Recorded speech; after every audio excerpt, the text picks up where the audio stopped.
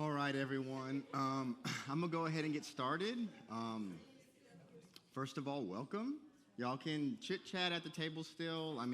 Feel free to go to the bathroom at any time. We're going to have, I think, 3 breaks before lunch. But if you just want to get up, stretch your feet, or if I'm boring you to death, you can just get up and walk around. Whatever you want to do, just feel free to just enjoy yourselves. I want this to be kind of lax. Obviously, we're sitting at tables. This is designed to be a workshop, not a seminar. So we're going to actually get hands-on with some of this stuff up here. We're not going to do it right now. And yes, if you want to eat it, you can eat it. You can taste it. Some of the healthier stuff, obviously, we probably know what a lot of this tastes like because we grew up eating it, right? But this stuff over here, we probably haven't as much, all right? So my name's Cornell, and I'm really looking forward to kind of going on this journey with you all. This is something the Lord's been really doing in me probably for the last 15 years. It really started with me noticing like the decline of my mom's health. She passed away when she was 66, and she probably was about, and again, we'll get into this. Well, let me say this first. Disclaimer. We're going to talk about weight. We're going to talk about weight gain. We're going to talk about the inability to lose weight as we're talking about all of these other things. So I'm not here to shame anybody. I'm not here to draw attention to anything. We just want to be able to talk about things kind of openly. And the goal really is I really feel like the Lord wants to help us get to kind of the roots of some things. And there's a lot of misinformation about health. And the reason why there's so much misinformation about health is because there's so much money to be made from you actually being unhealthy, right? So we're going to touch on some of those things. We're not going to go down rabbit trails too far. We try not to, okay? You have a QR code on your paper. It's going to be up here right now, but then it's going to go away, right? If you scan that QR code, you'll be able to actually follow along with my notes. Now, they're my notes, and they are all over the place, so I am asking for grace. They don't look good, but my brain knows how to do something with them, okay? It's a living document. I'm going to probably add a little stuff to it afterwards, just based on maybe any questions, comments, concerns, to kind of fill in any gaps. There's certain sections that have less information than others. We're going to spend less amounts of time on certain aspects than others. Some of it we're going to breeze really through. One of the verses the Lord really gave me, and I'm going to get back to my mom in a second, is that it was kind of the thrust for this. And again, I'm just going through. It's Hosea 4:6. My people are destroyed for lack of knowledge. And without taking that verse out of context, the reality is that all of us can be destroyed, be made sick by things that we don't even know, right? We can drink poison and die. And the reality is a lot of what is in our environment and a lot of the things that actually make its way into our foods, but also the way our foods are processed, actually make our bodies sick. And that sickness really takes decades to fully manifest, and that's why it can be so hard to put your finger on something. Like, I had French fries last night. We're going to talk about French fries. They're not good for you, right? And I know why they're not good for me. But me eating French fries at Chick-fil-A last night didn't, immediately make me, sick, right? But consuming it year after year, day after day, week after week, year after year, well, by the time I'm 50, there's going to be some health consequences to eating ultra-processed seed oils. So we'll get into that. That's actually our last talk is ultra-processed seed oils. But yeah, so my mom, she started putting on a lot of weight. And her diet was Coke, Ritz crackers. Let's see. She might eat a banana every now and then. Let's see what else. And some sweet Yoplait yogurt. I don't have that as an example up here. But I mean, this was kind of, if probably at least 50% of her calories was probably these with some sweet yogurt. And why do I say that? Well, I remember thinking, why is she unhealthy? Why is she on statins to reduce her cholesterol? She's not eating any cholesterol. Why is she on statins? And then she's on all these other medications, and I just kind of started going down this rabbit hole of what's making us sick?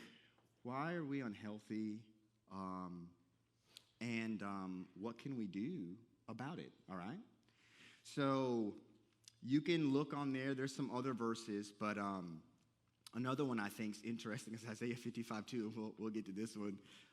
Why spend money on what is not bread? And I got Wonder Bread up here. We're going to look at the ingredients, okay? This is not bread, but we call it bread, right? But compared to what Jesus ate, this is not bread, right, at all. Like, this is about as far as it gets away from bread. So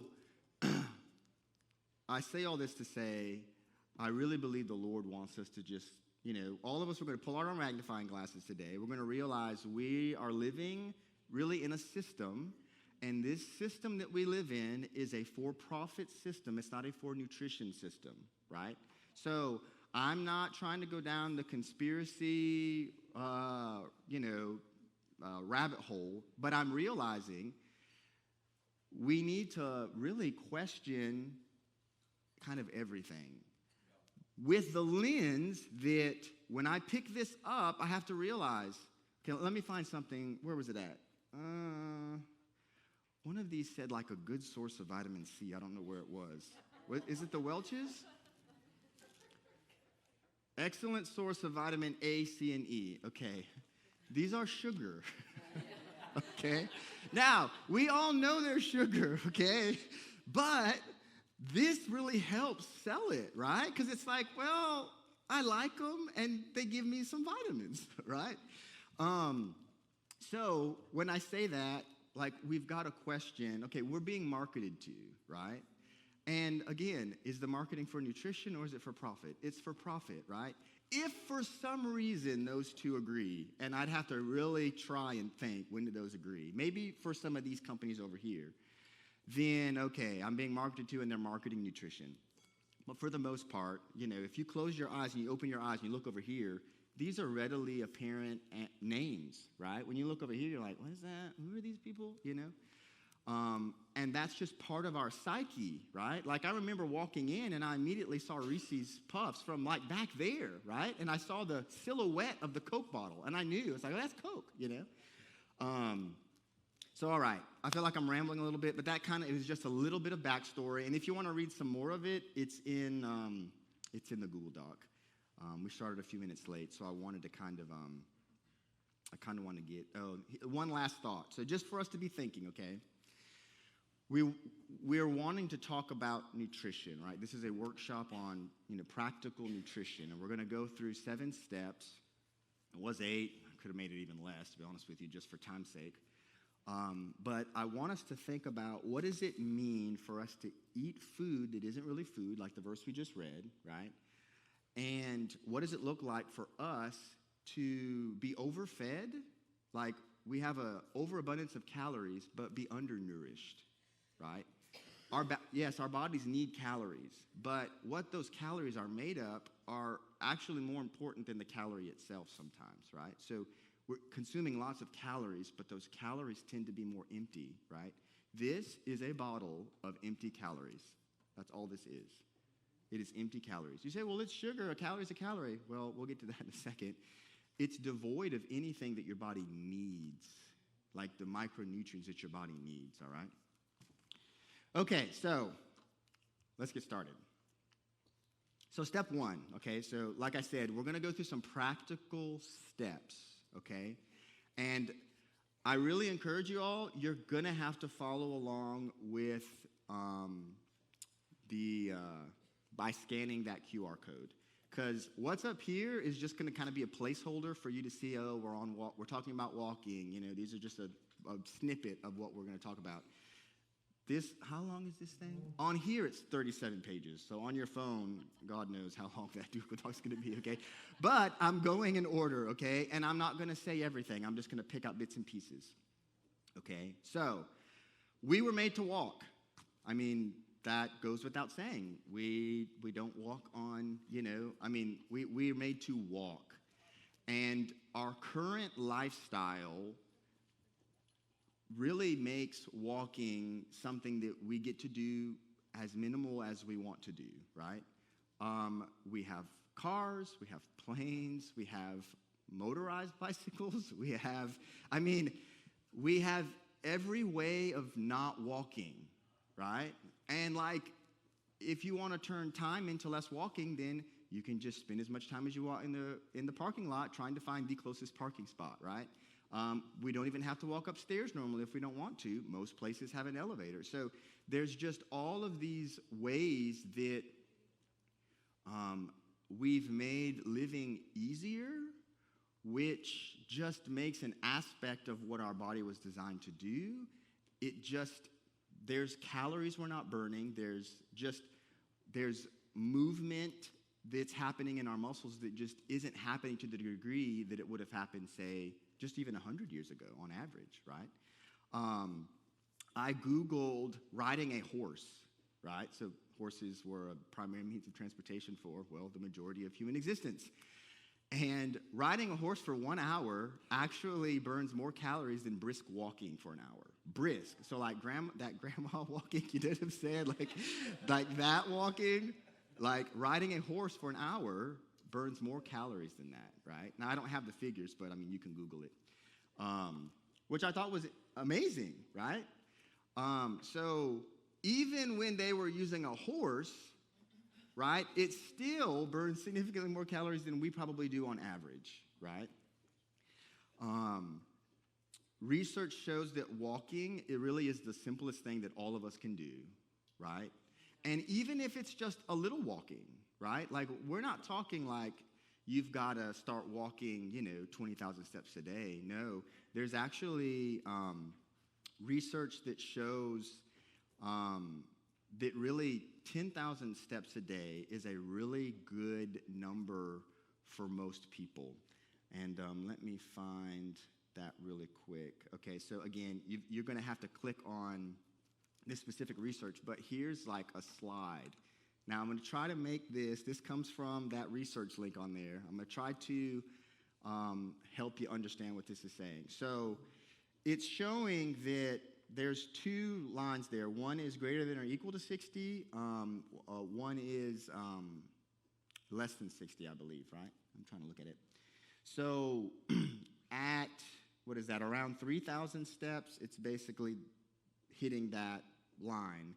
And then around 5,500 steps, it's hitting the other. So long story short, if you're toward this end, right, of 1,000 steps or less, like you're about 3 to 4 times more likely to die than somebody, and this is all-cause mortality is what this is, meaning death from all causes, than somebody who is around the 9 to 10,000 range, whether they're over or less than 60 years old. Does that make sense?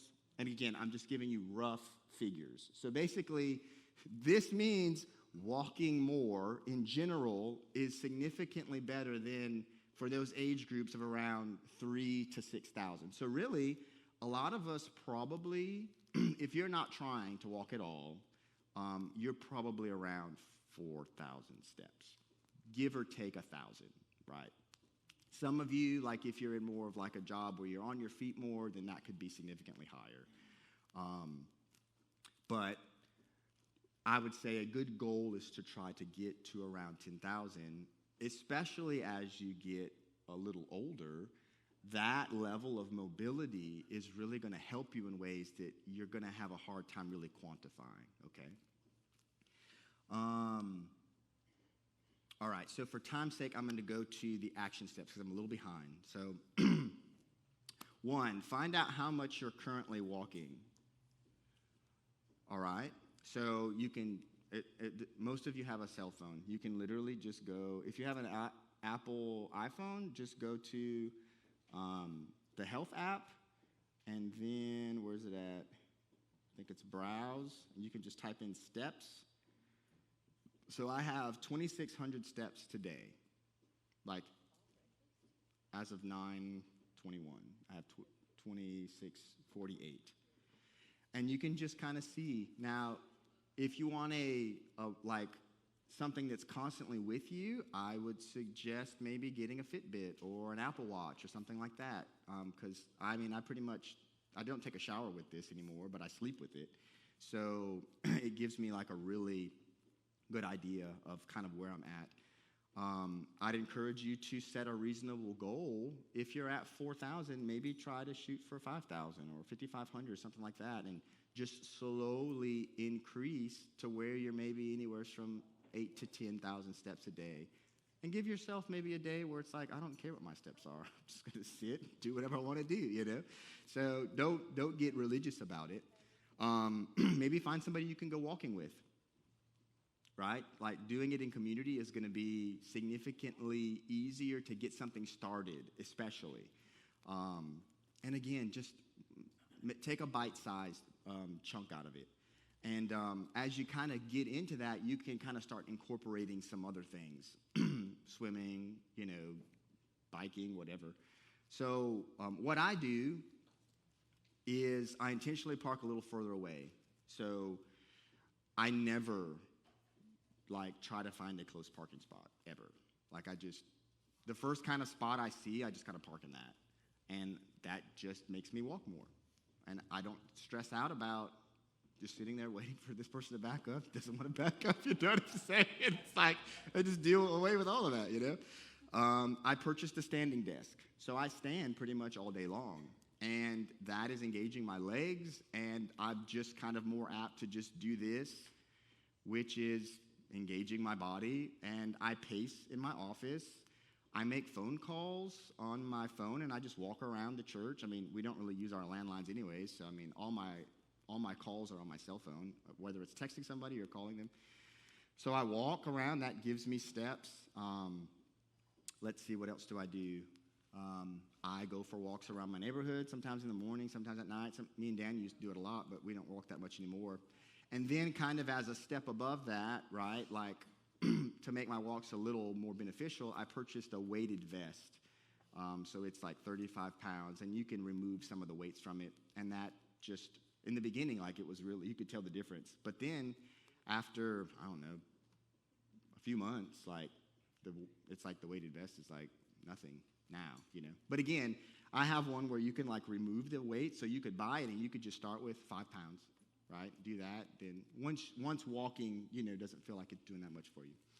So for sake of time, I'm going to push any questions to a little later because I want to get on to the next one, okay? Because I really want to get through some of these super easy ones. So if you got any questions, just write them down. We're going to have a more formal Q&A section at the end, but I'm going to try to give some Q&A time within that. So if anybody has a question, please just raise your hand during the time. I know for right now, these are not we're not talking about things that just oh my goodness, I never knew that, right? But we have to know why these things are beneficial. And again, I'm not trying to teach you everything. I just want to give you some tools and just some brief spark your interest to kind of go a little deeper, okay? And like I said, there's research in here that you can click on and see, okay, what are the benefits of people walking more, even for my age, right? What are the health benefits, okay? So the next one, which is actually kind of hard for me, is drink more, and I put, the little Ariel filtered water. Water that we drink today isn't quite like the water that we drank hundreds of years ago. Especially if you live in the city, there are a lot of chemicals and compounds in city water. And shocker, city water is recycled sewer water, essentially, right? So, so that means the things that come out of humans' bodies that are in really microscopic amounts, right? Whether that is birth control, plastic, opioids, all of these things in small amounts, but then all of the chemicals and heavy metals, whether it's lead or cadmium, all these things, there's trace amounts of it, like super trace amounts of it in drinking water, all right? And our bodies are made up of a lot of water, right? So, like, it wants to take in what we're drinking. Now, if you live on a well system, that water, in almost every instance, is going to be better, right? Unless for some reason, like, you're downstream from, like, Valdosta when we want to pump all of our sewage into the river, right? Then your water might be a little contaminated, you know what I'm saying, for a while. But apart from that, or you live really close to, like, maybe some agriculture or something that has a bunch of runoff, then that may kind of contaminate your well water. All of those things make it into our water. And so I put Brita up here because, like, Brita is, like, the easiest thing, and it's the most recognizable name, like Coke is for soda, of an easy thing that you can do, whether this is, like, in your fridge, and really this just relates to any activated carbon filter. What that's going to do is it's going to reduce a lot of these. It's not going to eliminate them, okay? Now, if you're looking for elimination, you need to get something significantly better than activated charcoal, right? But at the very least, it's going to reduce all of the, I can show you all of these things, okay? Now, whether or not you believe this or not, you probably can't read that very well. You can kind of read it. So if you look, there's lead, mercury, cadmium, atrazine, benzene. It's a lot, right? Bisphenol A, which is BPA, plastic, right? Ibuprofen. All of these things. If it's in the water, now, it's not necessarily that all of these things are in your water, okay? They're testing water that just has all of those in it. And again, I want to say that this is, this specific one actually is not on your Google Doc. I got this I went to Brita just to see what their actual, whatever they have to be able to say, hey, it reduces it by this much. They have to actually get tested. So if it's a little lower, it may be a little lower. But it gives you an idea that an active carbon filter is going to reduce these harmful chemicals in your drinking water. And if you want to get a reverse osmosis or you want to get something that's in a little higher end, then, I just have an activated carbon filter in my fridge. And I'd encourage you, don't be the person who, like, lets the little red light in the refrigerator be red for, like, 2 years. It's like, please change filter. You're like, it's like, I'm not changing that thing. I get it. They're expensive. But if you change it frequently, you're reducing your exposure to things that you don't even realize you're being exposed to. And again, part of us doing this is we're just trying to realize there's things we're being exposed to, and we just have to realize we're being exposed to them, right? And so we don't feel powerless. What's a step I can take? Get a filter, right? Change your filter on time. You know what I'm saying? Like, maybe if you want to be, like, extra, like, you can double filter your water or something. But it's cheap, right? You can get one of those little pitchers for nothing, right? Like, if you want to, like, get, like, super filter, like, you could talk to Steven, you know what I'm saying? And what is it, the Berkey filters or something like that? Or you can get is it sand or clay, or what are those filters where it's like? Slow sand filter. Yeah, so if you really want to, like, get everything out, right, you can spend a decent amount of money. It's going to take a long time for that drinking water. But, you can kind of, at least for what you're putting in your body, not necessarily what you're putting on your skin, but you can get a lot of that stuff out, okay? Let me see. Okay, so I should say filtered water. Drink more filtered water. Try to remind yourself to drink water. So There's a little app you can get on your phone called Waterminder that can just, I'll be honest with you, there's two things on here that I'm really bad at. We're going to talk about fasting later. That one, like, I'm not very good at, and actually drinking water, right? Like, just drinking water, like, I'm not that good at. And what's the other one? So another thing is, if you reduce the amount of sweet things you consume, you'll actually desire water more. But I mean, if your go-to is Coke or sweet tea, then like water is really less appealing, right? So what are some things that I do? I don't know if I have this one on there. Oh, it's at the bottom. So the ways that I drink more water is when I go to a restaurant, I only get water. Like, I just make myself get water. Well, one of the things that does is it saves me money because, like, they're going to charge me like $2, $2.50 for all you can drink Coke, right? Which is just basically, I mean, you look back there. I mean, some places, like, it's like out in front for you to see. They don't have the fancy like Coke machine. It's like literally the boxes of, sugar. I mean, and then like carbonated water and just mixes it together, and we know what it is, but it tastes good, right? So I get water. I have some of these little, actually they should be on your tables, these little, where are they at? Can I grab one of these? Pistachios. They're these little packets on your table. I put these in my water, and the only ingredients are, it doesn't have the ingredients on here. But I put the ingredients on your Google Doc, okay? It says the ingredients are crystallized lemon. It has 1 gram of cane sugar, natural flavor, stevia leaf extract, and beet powder for color, right?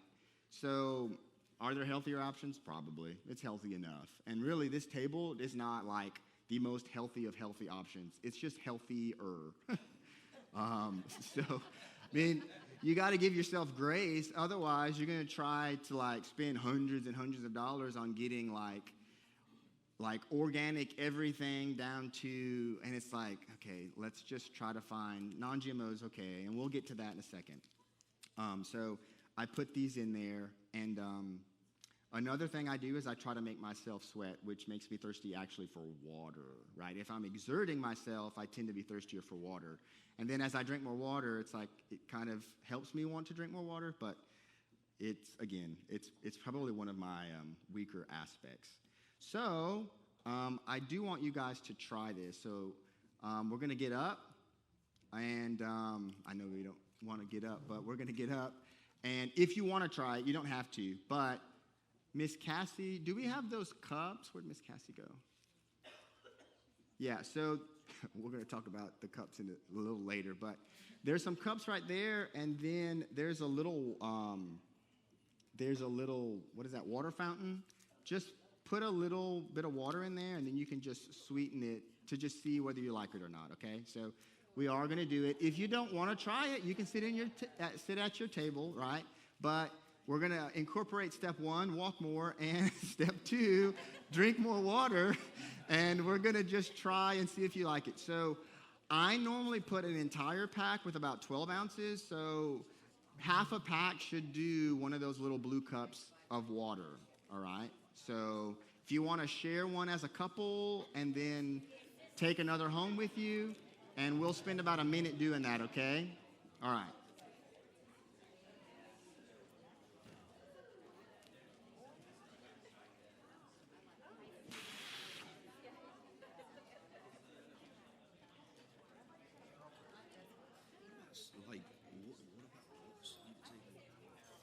Doesn't say anything about. Oh.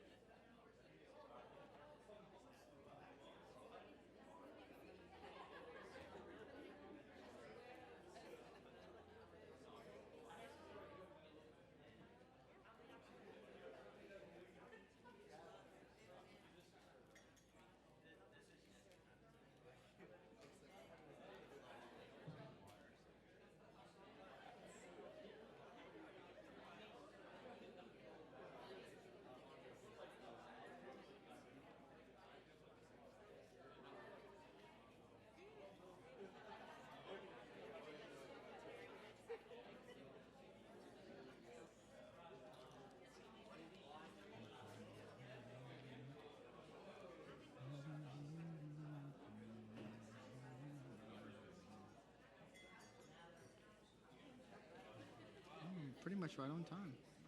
Good morning.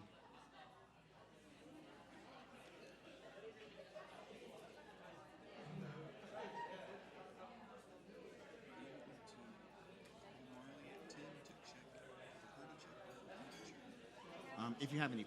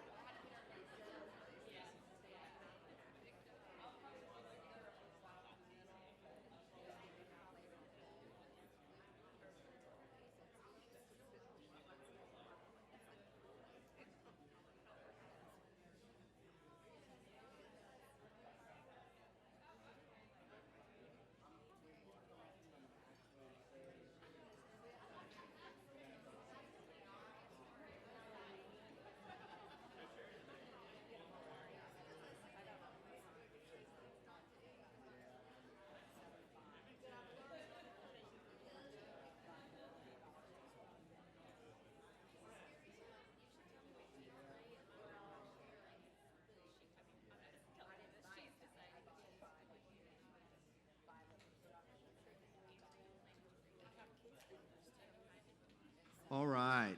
I'm going to go ahead and just finish up on drinking more water.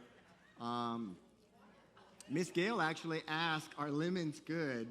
And I said, yeah, they are.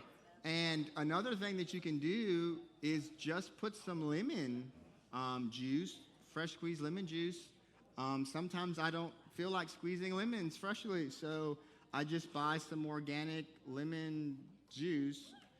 And the ingredients are water, lemon juice, organic lemon oil, and citric acid, which is just vitamin C. So obviously the best way to do it is just to actually squeeze a lemon. Yes. Has to go a little deeper. Yes. But I've always been told that if you're drinking enough water, your urine will be clear.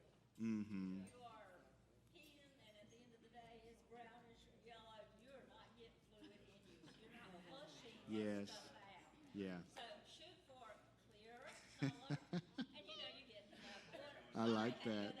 I like that. Hey, that's simple. And if you think about it, what have we consumed as far as drink for millennia? Primarily, it's been water, right? Now, obviously, people gave themselves to wine or alcohol, right? But that tends to cost more, right? Just like we do, we give ourselves to, some people give themselves to wine and alcohol, but there's also like soda and extremely sugary beverages. So water, obviously, is just a staple of what God intended for us to drink, right? God also refers to himself as living water, not living soda or living, you know what I'm saying? Yeah, I'm not trying to be funny, right? But, and Ms. Gail also asked another question. Sometimes we see like these things on YouTube or Shorts or TikTok or whatever, and it's like, don't eat bananas. Bananas are bad. Like some influencer with like an 8-pack, you know what I'm saying, is like telling you don't eat bananas.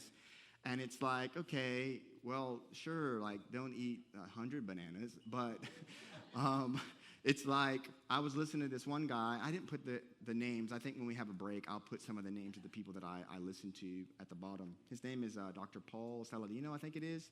He was like super big carnivore, just eat, meat and organs and all of this stuff.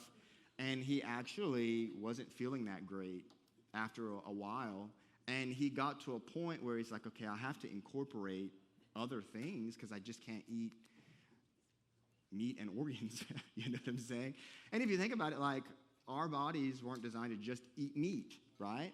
But our bodies also weren't designed to just eat grass, right? Like we don't have cow stomachs, you know what I'm saying? And we would be beyond gassy if that's all we ate, you know what I'm saying? So like we were designed to kind of eat both, right? Even our mouth, right? Like we don't have just straight up like a carnivore mouth, but we don't have just a straight up herbivore mouth, right? So, I mean, even our makeup and our digestive system tells you kind of we were designed to eat both. So when people say bananas are bad or fruit is bad, it's like, no, they're not, right? Like, so anyways, thank you for asking that. So how does it taste? Okay? Is it terrible? Like, you'd rather have plain water? Okay, she'd rather just have plain water. Stevia is not for everybody, right?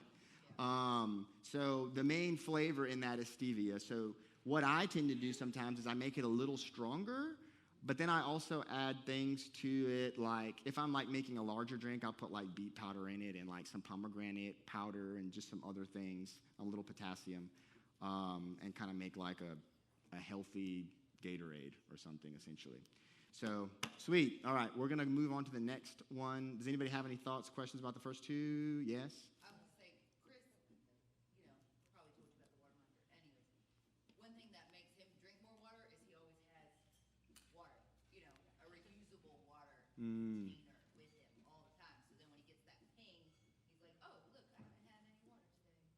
Here's my cup, and we'll drink it. That's good. That is a great step. Carry water with you, and you'll be more apt to drink water. I mean, that is. It's like it is.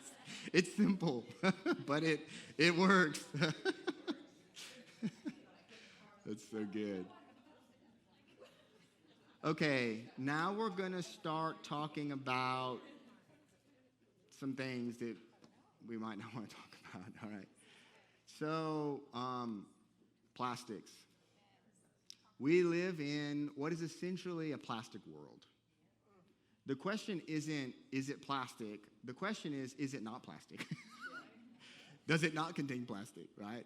So I went through great lengths to try to minimize the amount of plastic that you guys would be eating off of or eating with, but all of the cups that you're using actually are lined with plastic. It's a bioplastic. So those little cups, we didn't have any paper cups, and I tried to find some, right? Obviously, the straws are plastic, but we'll talk about that in a second. At least for hot beverages, I did get you some coffee cups, some ceramic ones, right? But we live in a world of plastic. But a couple hundred years ago, there was no such thing. Like nobody had plastic in their body. Nobody was consuming it, drinking it. It wasn't in their water. But we live in a world where there's plastic everywhere. And I don't have this in here, but as I was doing research, did I not change the slide? Oh, there it is. Did I go back?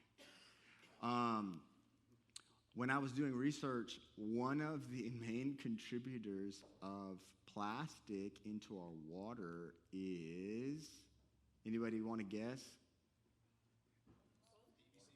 PVC pipes, okay. Any other guesses? Water bottles, okay. Any other guesses?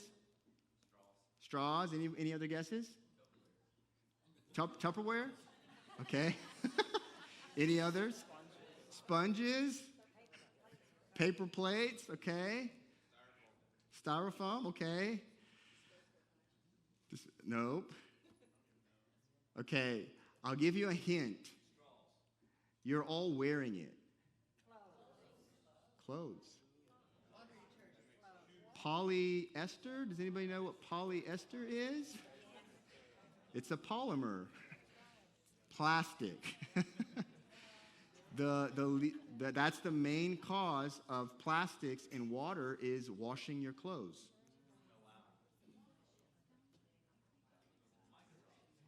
Yeah, and some of them would actually, if you get near the fire, melt. Yes, actually, I knew a guy. He burned he had to get a skin graft. His leg is, all the meat is basically off. I mean, he rolled over into the fire, and it caught his leg on fire, and once that catches fire, it just starts melting. You can't get it off. So, yeah. Anyways, so note to, get 100% cotton, right? But cotton is sweaty, right? And some people are for wool, some people, whether it's like a linen or whatever, but we're just going to put that to the side, and we're going to talk about We could go down that rabbit trail of, plastic clothing, right? I mean, this probably has some polyester in it just because it tends to stretch a little more. It kind of feels better, right? If you're like with one of those super athletic dry fit, it's almost all polyester with maybe some spandex and things like that. They feel amazing, but they're plastic, all right? All right, so I gotta get back on track real quick. Okay, so some little backstory. So late 1800s is kind of when 1800s was when plastic, like whether it's phones, things like that, like they started to make kind of these things out of resins and stuff. But then once we get into the early 1800s, it's a little more prevalent. It's not really until a little after World War II that you've got saran wrap and things like that. Dow Chemical, which is actually from Saginaw, Michigan, which is kind of where I'm from. I'm from Flint. But they've made lots of things as it relates to plastic. So you've got saran wrap, you've got plastic utensils start to be produced primarily after World War II. And really, I was thinking of my dad. He was born in 1950, and he's kind of like, as far as kids growing up in a world that's starting to become plasticized, he's kind of like Generation Plastic. Just like you've got other generations, like, my generation kind of grew up with the internet, millennials, right? Like, we're kind of like Generation Internet. And then Gen Z is like Generation iPhone, Generation iPad, Generation social media, you know what I'm saying? But my dad, he grew up with all of these things becoming mainstream, right? Plastic cups. I mean, pretty much a very consume and throw everything away kind of versus having, ceramic this and glass this. And I mean, I get it. Glass breaks. I hate it when something that's glass breaks. I'm like, God, I wish this was plastic, But, and then it also kind of gets heavier, right? Like having a huge ceramic dish or something like that. I mean, it gets heavy. But we're going to talk about it, but plastic just isn't good for us. And if you're going to use plastic, I'd say let it be something that remains cold. But if it's going to ever be heated, ever, it needs to not be plastic. All right? So we'll kind of get into that. So let me see where I'm at. Okay, so some common sources of plastic, obviously. I mean, most of you already said it. Some of them that we don't think of. Do I have one up here? I don't have one. Well, this is one. We'll use this one as an example. So this has plastic in it. And if you like soda, it's a plastic liner on the inside of your soda. I like LaCroix. It probably has a plastic liner on the inside of it too. I actually just found out that soda cans have plastic liners 2 weeks ago. I just didn't even think about it, you know what I'm saying? Now, obviously, it's room temperature at most, refrigerated at best. So don't go crazy and think, oh my goodness, I have to get rid of all soda cans. But it's got plastic in it. So ones that have plastic that I would really encourage you to kind of remove. Where is it?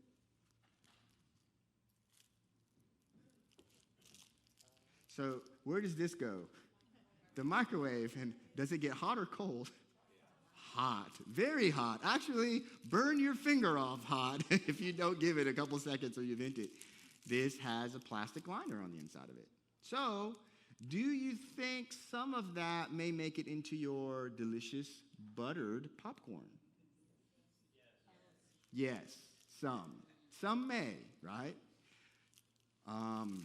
What's another one?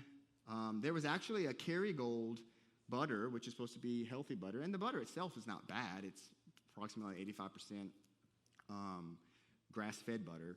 But we'll get to it in a second. They actually had forever chemicals in the wrapping of the butter, which, I mean, they're being sued and all those other things.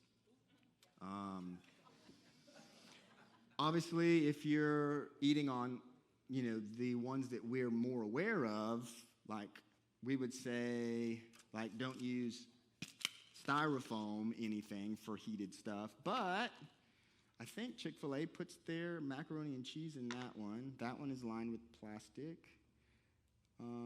Obviously, coffee cups have plastic on the inside of it. Our beloved coffee cups are bio-lined with plastic. Obviously, Solo cups. Even the amazing gift that Starbucks gave me like 2 days ago, that's pure plastic. So yeah, they're all plastic. And then I was even looking like, these are mainstay Walmart. They're like $1. Sometimes you can get them on sale for like 50 cents, brand new, right? And it's like, yeah, the kids can like just destroy them. And it's like, look, if you want them to put some cereal in this, it's like, okay, it's not the end of the world. You got a toddler, whatever. But like, if you're going to be like nuking, leftovers from yesterday, it's like, get something that's ceramic, right? Like, this was $2 from Target, right? If they break it, it was $2, right? We'll clean it up. But it's like, you're not poisoning yourself or your kids, right? Are we okay? Are we doing okay? Yes, Jake. So, I have a water bottle. Uh-huh. Left out in the sun, like a plastic water bottle. Yeah. Drink it, it just tastes weird. Yeah. Is that plastic poison? Well, it depends on how hot it got, but I mean, you're going to be leaching plastic from anything that holds anything. So like milk, water bottles, I mean, there's just going to be small detectable amounts of plastic in the actual liquid, right? It's going to leach into it, period. But when you heat it, I don't know if I have it on here. Let me look really quick. I'm trying to follow my slides. I'm sorry. I don't have it on my slides, but there's research. Yeah, so again, if you're following along, you got to scroll down a little bit. But there's an article that shows BPA, which is bisphenol A, when it's heated to boiling, the release of that compound is increased by 55 times. Not 55%, 55 times, right? Now, that's just BPA, okay? Now, I don't have a list of all of the chemicals and the rates at which they leach into your beverages, okay? And the temperatures at which. That's for scientists to do. I'm just giving you an example of leaching happening at boiling temperatures, okay? Cam, can you do me a favor? Can you go grab the Keurig from the back? We're gonna do a science experiment. Yeah, we're okay. So while he's doing that, did I answer your question? Yeah. So leaching is happening. If it's getting hot, more leaching is happening. Okay. So, what is this?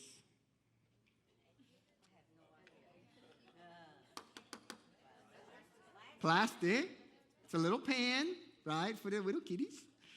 And would you cook on this? No. Why? It would melt. Okay. What is this?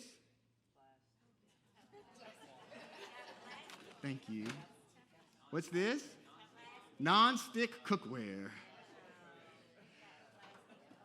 What do these have in common? So Teflon is a polymer. And it is one of the worst polymers because it's considered a forever chemical. So, yes. If you own a bird, do not cook with Teflon. So he said if you own a bird, I guess in the past, I don't know if it's research you've seen or people that you know that I guess, what? When you cook with pots or pans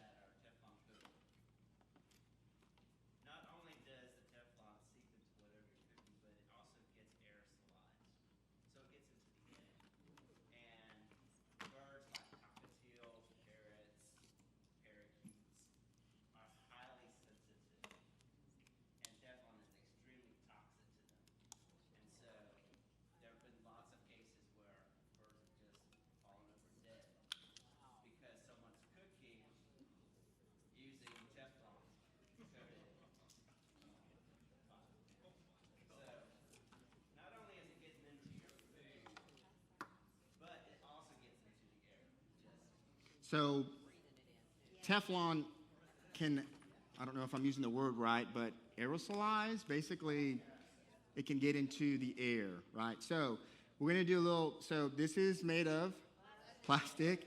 And I put the plastic in plastic. And then heated water comes from plastic, and it goes into plastic, and then it goes into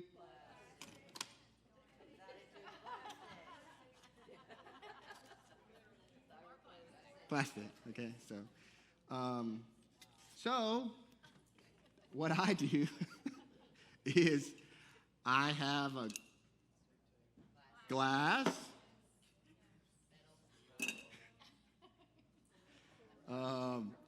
Where's it at? I use ceramic. I don't have a ceramic one up here, but glass, ceramic.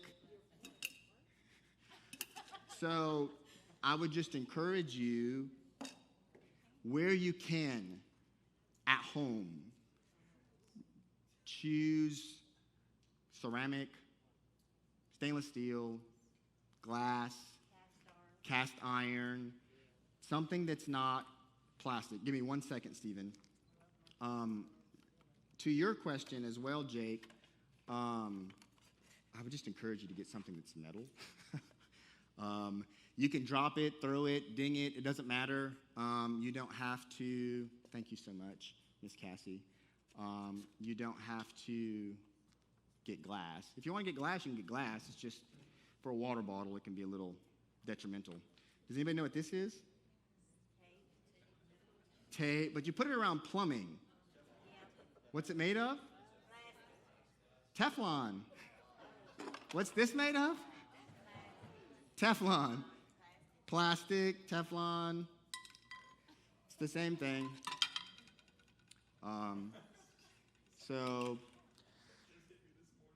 But I'm going to spend a little more time here. We'll make up the time somewhere else. So I remember as a kid, we had these and we had this. And this is plastic. Because you don't want to use metal on this, right? I mean, it'll make it messed up. But somehow it still gets messed up even though we never use metal on it, right? So, we're doing this and fast forward a year or so. And then it starts to get those little pits in it. And I remember thinking well, where does the missing pieces go? And then I used to be like, well, I guess we just wash them, it gets washed out, And then I remember seeing some black specks in my food one time, and I just thought it was pepper, right? But it was probably the pan, right? So I'm just giving you an example, right? So those flakes make it into your food. It's obvious, right? But when micro amounts of it are just leaching into your food, you don't see it, but it still accumulates in your body just the same. Yes, Brooke? Enamel ware? Like a cast iron pan? Yeah, so you're supposed to season a cast iron pan. So I use olive oil, or sometimes I just use really cheap olive oil. And it's going to create a layer, but it's not plastic. The enamel on cast iron is usually some form of ceramic. Okay. So, okay, when cast iron is enameled, yeah. So I don't know really the base layer of it. I just know if you're once you coat it, season it, then you're really cooking on that coating layer. So. You can buy the ones that are coated with ceramic on the inside. Oh, can you? Okay. I think I just have, I don't know what I have. What do I have, Stephen? I just have plain cast iron. I didn't know that they made cast iron with a coating. Sorry. But thank you for that question. Okay, let me try to figure out where I'm at. Yeah. So what does it say? How many chemicals? So Forever Chemicals, which is PFAS, the website indicates that there's 9,252 chemicals that fall under that category. We're just going to talk about Teflon, okay? So you don't want to go down that rabbit hole, okay? So just let's stay on Teflon. You can remove Teflon, and we're not going to go down the rest of that, okay? I read an article the other day where that they had done autopsies on people and found so much plastic in them that was actually what caused some of their deaths. Yes, ma'am. Yeah, I think I have some, I don't know if I have that specific thing on here, but I did do some research. Yeah, there's some on here that just talk about, it being found in people's bodies. The one that stuck out to me was actually some older individuals, when they had actually died from stroke, and the arterial plaque in their brain actually contained some plastic. And obviously, that's not going to want to degrade, and it's also going to make it really easy for other things to plaque to it, if that makes sense, right? So, yes, thank you for I that. went the other day and bought me a bunch of glass bowls. I ain't cooking in plastic no more. Amen. Thank you, ma'am. Thank you so much. So these just show you that you can breathe plastic, you can ingest plastic, and it can also go through just skin contact. We're not going to get into all of this, okay? The research is there. You can go down the rabbit hole. We just don't have time for it, okay? So this is a workshop, and I want to spend a good hour doing some more things that we can really kind of tangibly do. So let me just go through this last slide, and then I'll take questions, and we're going to take a break real quick, okay? So these are super basic. Like, you can't really control outside of your home as much as you can inside. That goes for everything we're talking about today, okay? Your body and your home versus, what's being done to you, what the corporations are doing, all that stuff out here, right? We're not going to the world is ending. We're going to say, what can I do? What are some action steps, right? So you can limit plastic where possible, especially at home. Especially, because that's where you're doing the majority of, well, it should be, right? We live in an age where we actually eat out a lot, right? So we don't know what's out there. So limit it at home, and I'd really strongly encourage you, if it's being heated, please just find a way to do away with it, okay? To include anything that says nonstick, right? Unless you really research it and it's truly ceramic, right? But if it says nonstick and there's any disclaimer on the side of it, it is some type of forever chemical. It's plastic, okay?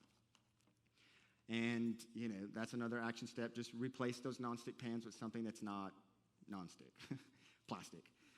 And then for drinks, try to use glass or stainless steel or something. So these are some actionable steps that you can kind of walk away with. What I do, I've just replaced everything that I use at home. I don't use plastic for anything.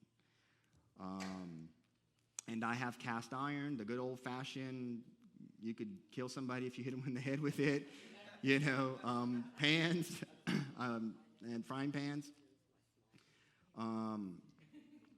I have wood, or I do use some silicone for cooking. So there's probably still some leaching with silicone. It just has a significantly higher temperature rating for that to start occurring.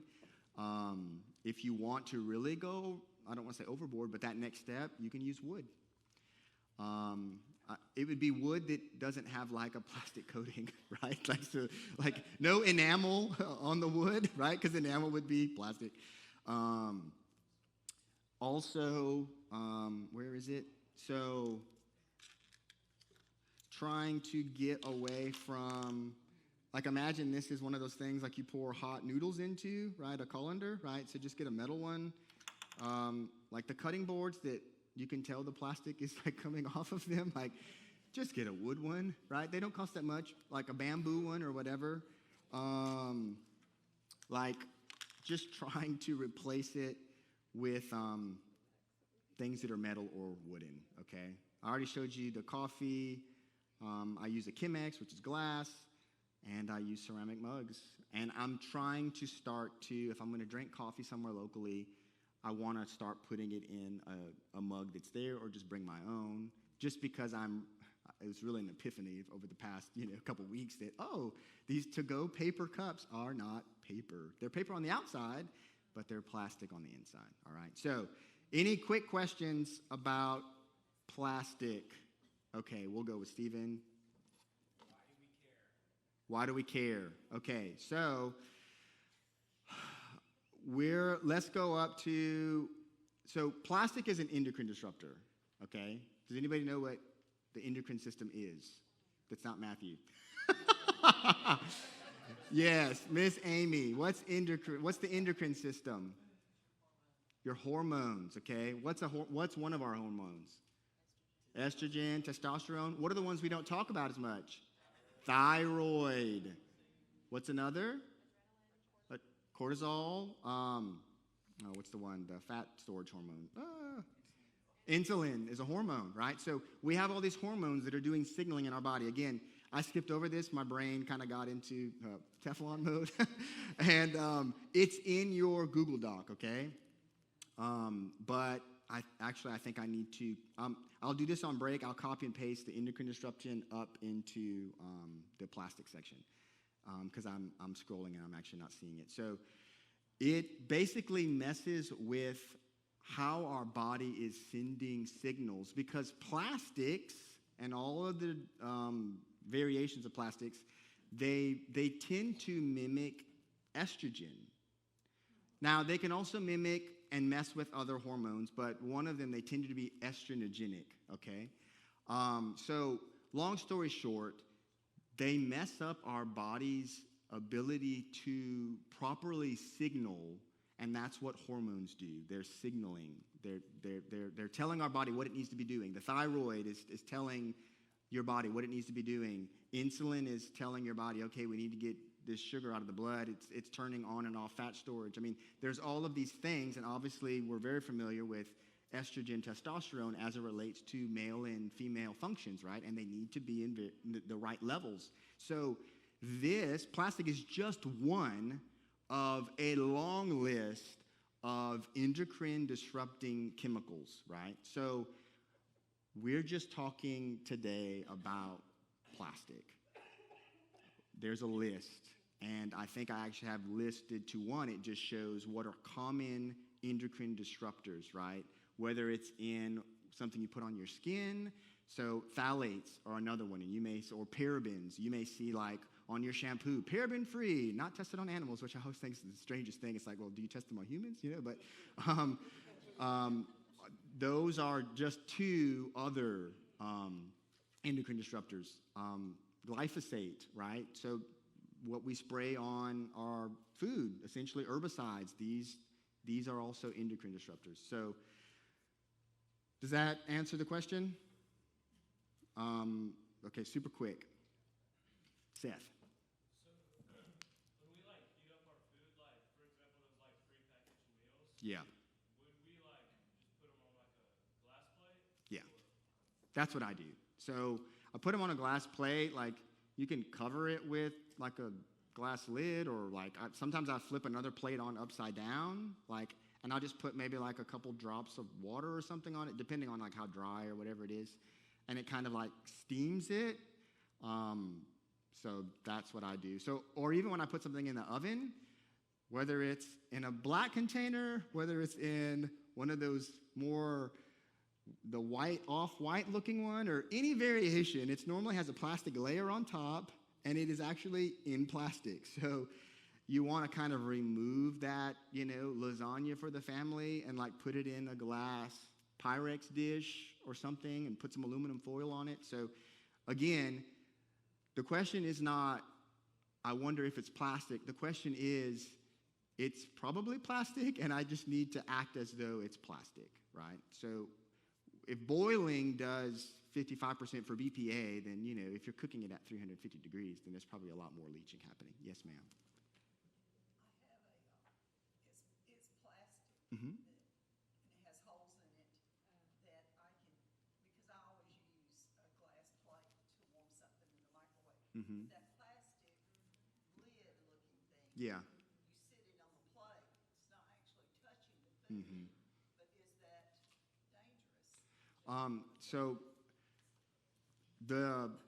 the action step for this is we're trying to limit plastic. So where's this? For example, this is glass. The contents are primarily touching this. This is plastic. They don't make glass lids because it would break very easily. So It's just a part of life that I live with because I'm trying to, and you can let the food cool a little bit more and then that just reduces it, you know what I'm saying? I still heat this in the microwave sometimes, or sometimes I'll just leave it off. So there's probably some leaching, right? If the water is condensing on the top of it and then dropping down on the food. But again, we're not trying to get to eliminate all plastic from your life. It is impossible at this point. I mean, it really is. So I really want you guys to just realize it is impossible to eliminate plastic. The Pandora's box was opened, and it ain't going back in the box until Jesus comes back and sets everything on fire and makes it a brand new life. I mean, I'm just being honest with you. So you just have to live with that level of good enough, but you're just not going to be able to. There's just not a world. I mean, they were able to detect levels of Teflon on Mount Everest. So you're not getting away from it, right? Matt. I just want to relate just an important point is that our body is created to, if we get toxins, things like that, God created it to either, break them down and to remove them. There's lots of ways that our body removes toxins, but our body has no mechanism for removing plastic. So, once it gets into your body, I mean, it's essentially wherever it ends up. Yeah. Well, there is some research on plastic and how the body can potentially, right? So we're going to talk about some things as we go forward. It's more for other types of chemicals and heavy metals, and we'll get into chelation and things like that that can help to detox your body. But first step isn't detox. First step is limit exposure, right? So we've got to be able to limit exposure because you're probably going to consume more than you detox anyway. So if you don't limit it, then you're not helping, right? So thank you for that. All right, so we're going to go on a quick break. If for some reason you had a question that was not answered, we're going to have a more lengthy Q&A time at the end, but take a 5-minute break and we'll be back, okay? Where did I put endocrine disruptors?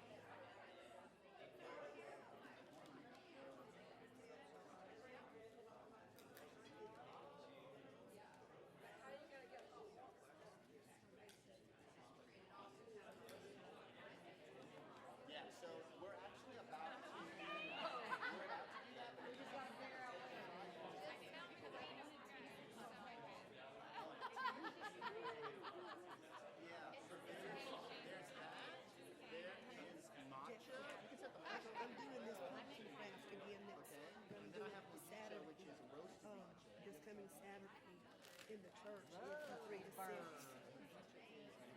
Yeah, it's the 26th. I'm about to put it in the ladies' app and make it clear today. Yeah, 23rd is going to be from 3 to 6. Well, probably more. Yeah, I mean, however long it takes me to make it. Sometimes it might be an hour. It's better for you. If you're interested in coming. Yeah. So, like I said, maybe All right, everybody. I know we're kind of just we're like back to back, but we're going to go ahead and get started here in a few moments.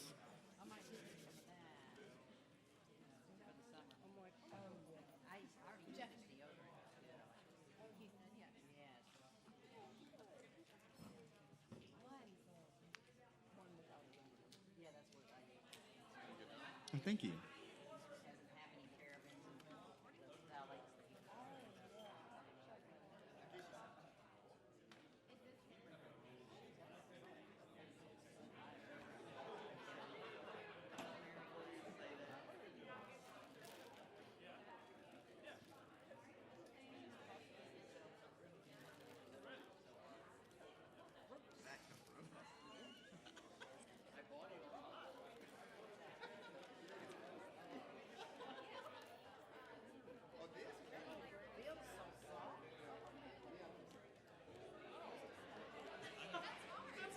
Yeah, that's what I said.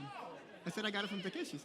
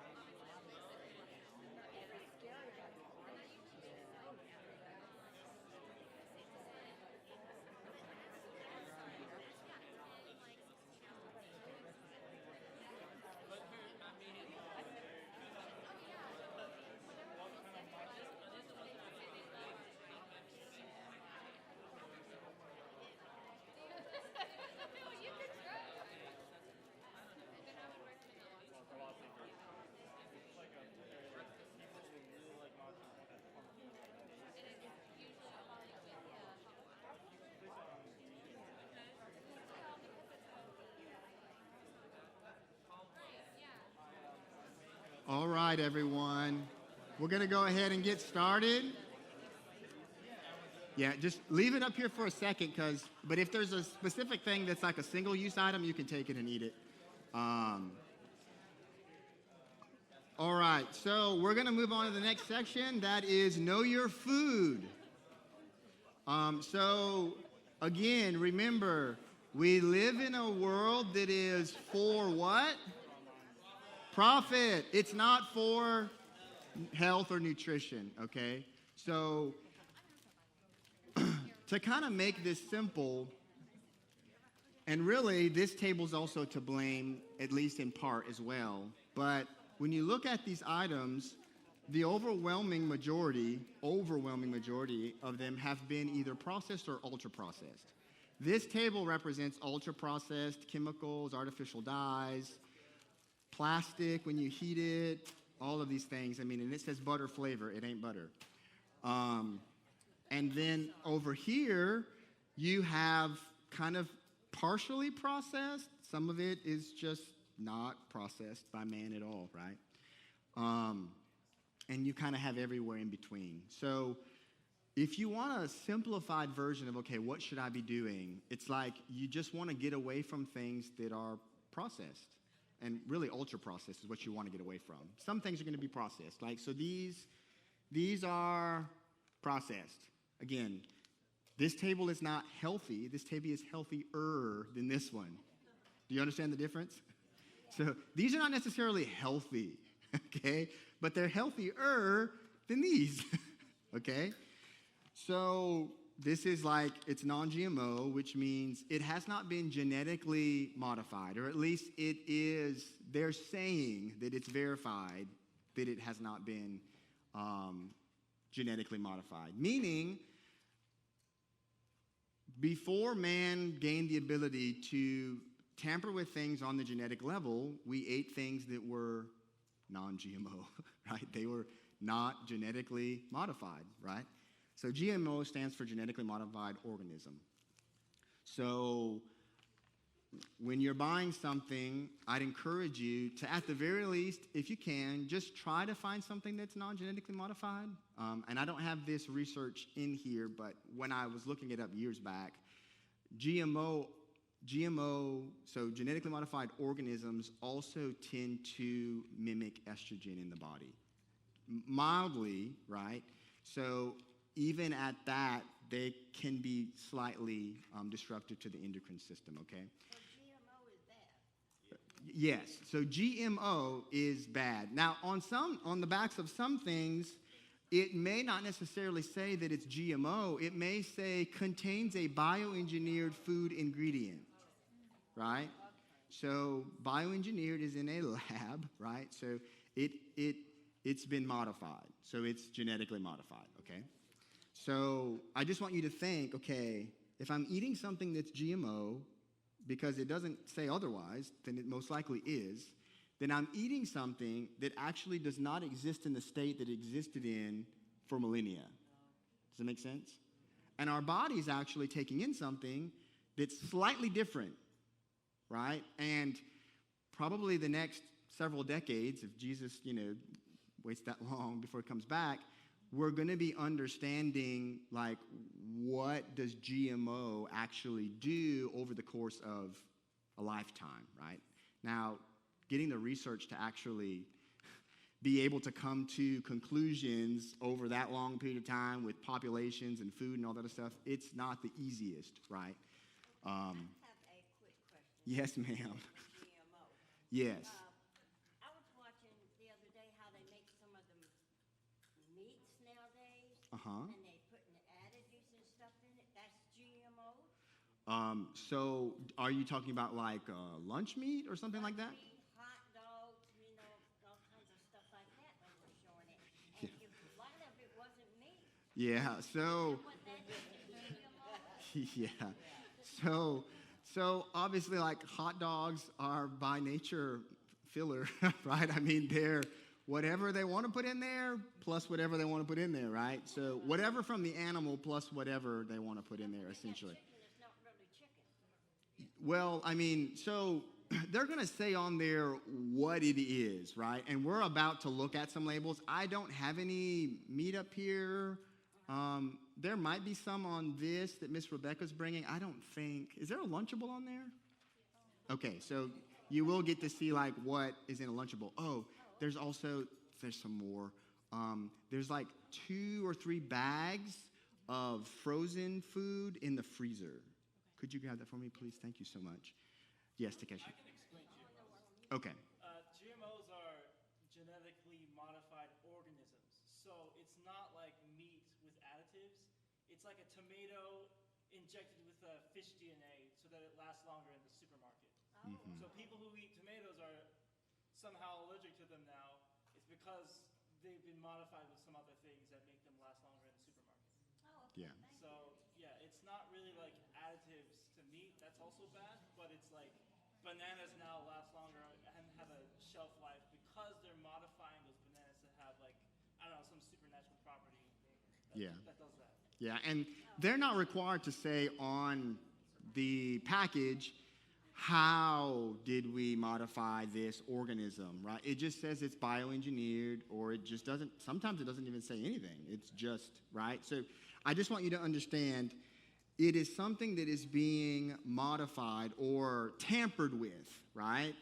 At the genetic level. It's not like we're taking this and we're just breeding them together, right? Well, humans have been doing that forever, and you can breed out less desirable qualities and you can breed in the desirable qualities. That's not GMO, right? That's breeding.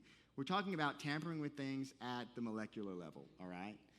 So let me just go through this really quick because I want us to have enough time, and I see your hand, Matthew. Okay, so we talked about GMO. Non-GMO means it's not that, but it doesn't mean that it follows other guidelines. So like if something is organic, and again, I'm saying this in quotations marks because there's kind of like a generality for all of these things. It doesn't mean they all fit into that, right? I remember looking up, it was non-GMO and organic one time, and it's like, well, it can contain up to this amount of this, and it's like, it depends on the thing that you're getting. Again, we're not trying to get to this perfect world, okay, where it's everything is this. We'll get there when Jesus comes back, but we're just trying to be mindful of the things that we can limit and the things that we can replace for relatively inexpensive, right? Like buying something that's organic that's $10 that you could get non-GMO that's $3. It's like, well, unless you just have money to burn, right?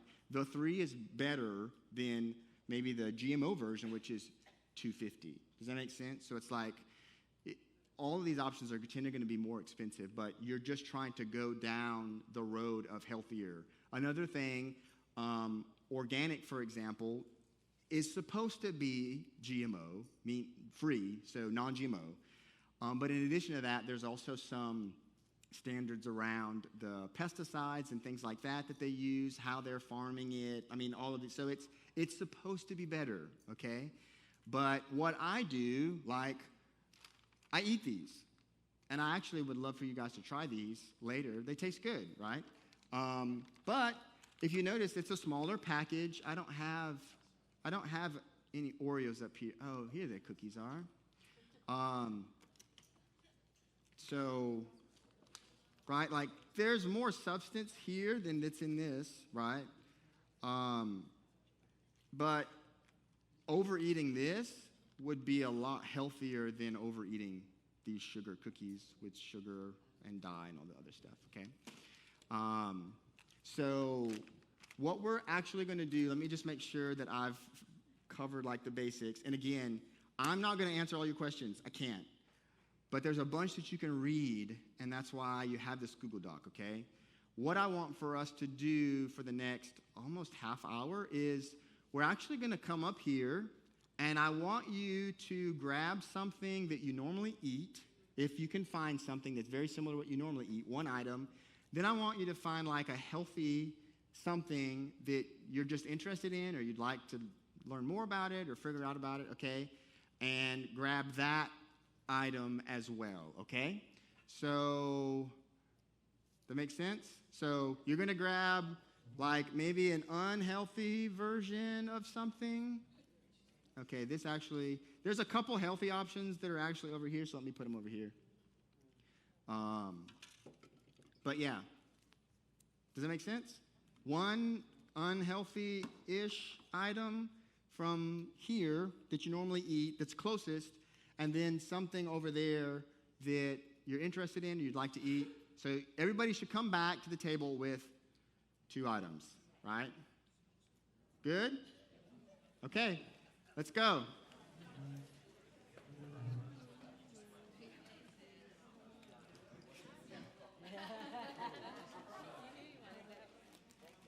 Okay, so can somebody help me? I need to take that, and this, and we're going to set them over on the other side. Excuse me.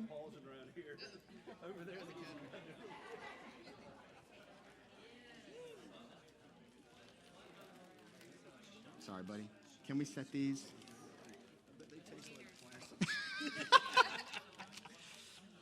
These are actually really good. If anybody has like a Skittles craving. Can you double check with Cam for me, please? Thank you so much.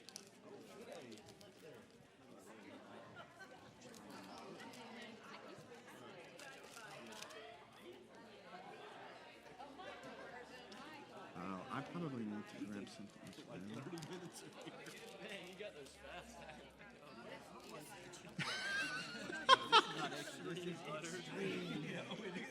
It's a real butter. All right, man. Where's my healthy Swiss cake roll?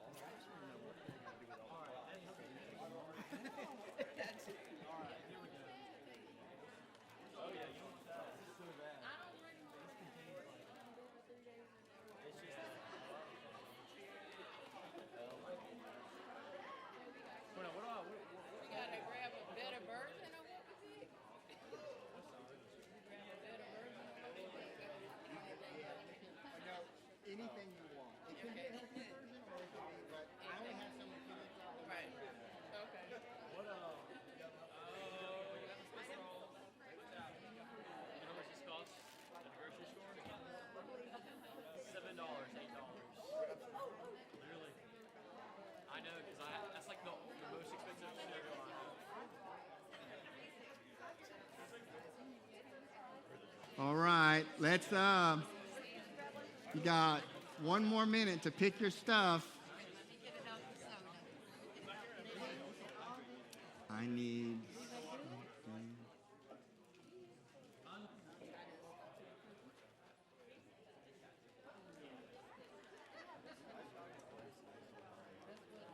That's what she said.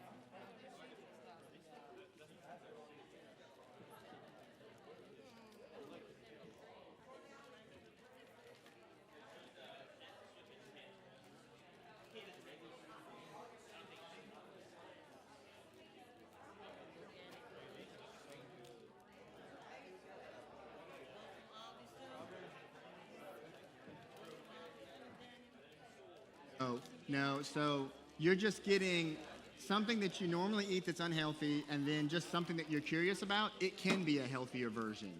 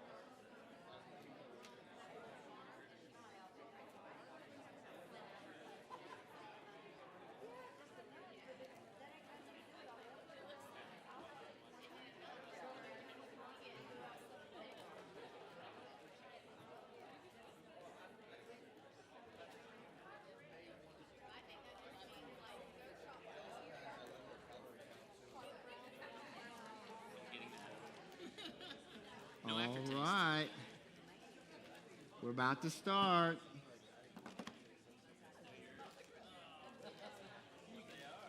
Okay, so how I want you to treat food is guilty until proven innocent. Okay? So you're not a conspiracy theorist. You're just saying, hey, these people have a vested interest in my nutrition. They have a vested interest in making a profit. Okay? So for that reason, they are guilty until proven innocent. Okay?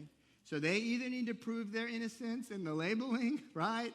Or I need to help them prove their innocence, right? As I'm reading through it and doing my own research, okay? So that's how I look at labels, right? So like I can just I can just look, and I mean, I immediately know bad, bad.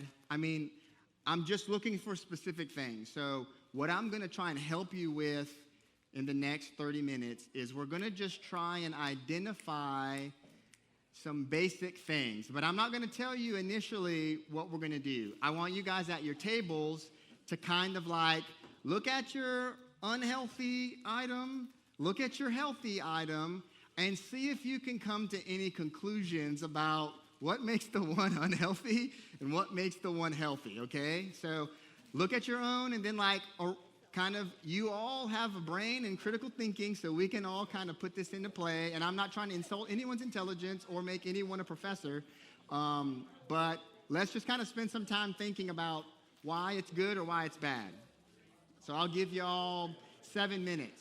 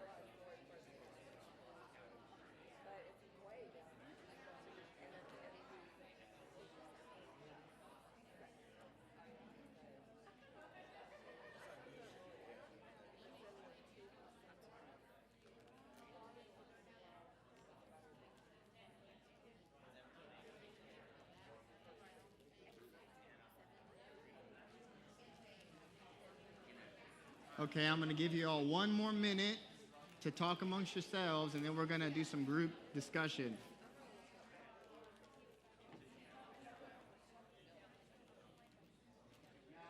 Remember, y'all can actually try this stuff. I mean, I see some tables trying the stuff and some people aren't. So you can open it and try whatever's in there. Okay?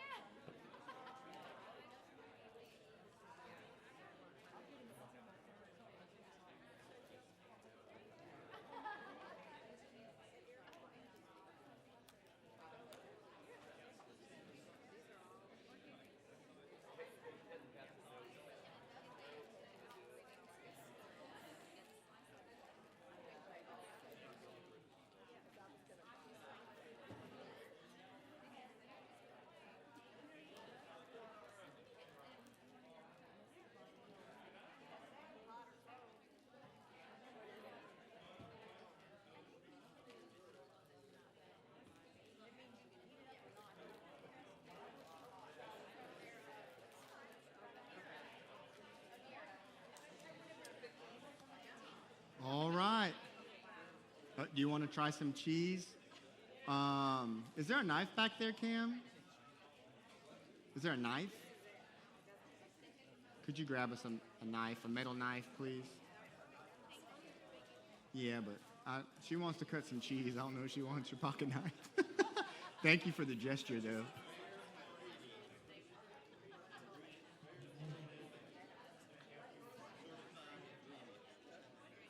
Fair trade. So I think that's they're trying to make sure that so like sugar, like resources like that are being taken from essentially like third world countries and things like that. They're just making sure that it's being done in a way that's, I think, ethical and things like that. I could be wrong, but I think that's what fair trade is.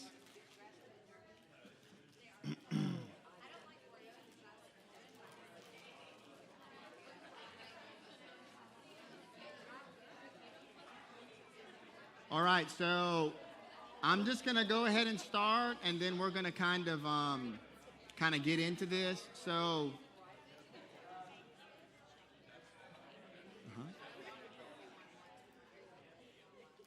What we're trying to do is like, I know this is like a profound question, but I want you guys to be thinking like, what is food? I mean, this wasn't a question like 200 years ago. Like, it was just what you killed an animal, you ate it, you ate the byproduct of that animal, you know, you ate what the land produced. I mean, that's, sure, you might have made a cake or something like that, but it was just using those, you were using lard, you were using, you know, just you were using animal byproducts, animals, or something that grew from the land, essentially, right? And if it was manufactured, you know, several hundred years ago, it was basically in its basic form. You know, you were just packaging it in a certain way. So even olive oil, you were just taking the fruit of the olive and you're just smashing it essentially. Sure, you can strain it to get, you know, a clearer liquid so that you don't have all the bits and pieces from the olive in it. But all of these things are just natural processes. Grace is giving away raw cheese over here if anybody would like any. It's good raw cheese. So that question is something that as you're looking over here, you have to realize this isn't really food. Like, there's calories, there's fat, carbs, protein, like it meets a macro, and then they're adding on the bottom, they're adding back some vitamins and minerals to give it some nutrients for my body, but none of it's existing in their original form. It's basically like, you can think of like a tornado came through, right, and like reduced everything to just destroyed everything. And then it's like you're taking like the certain pieces and you're like, well, we're going to take some of this and some of this. And then way over here, we're going to get some synthetic minerals and some synthetic vitamins that most of them are derived from petroleum, which is gas, where we get gasoline from. And then they're saying, okay, well, it's heart healthy, or it has has more vitamin C than an orange, or it has more calcium than a glass of milk, or whatever.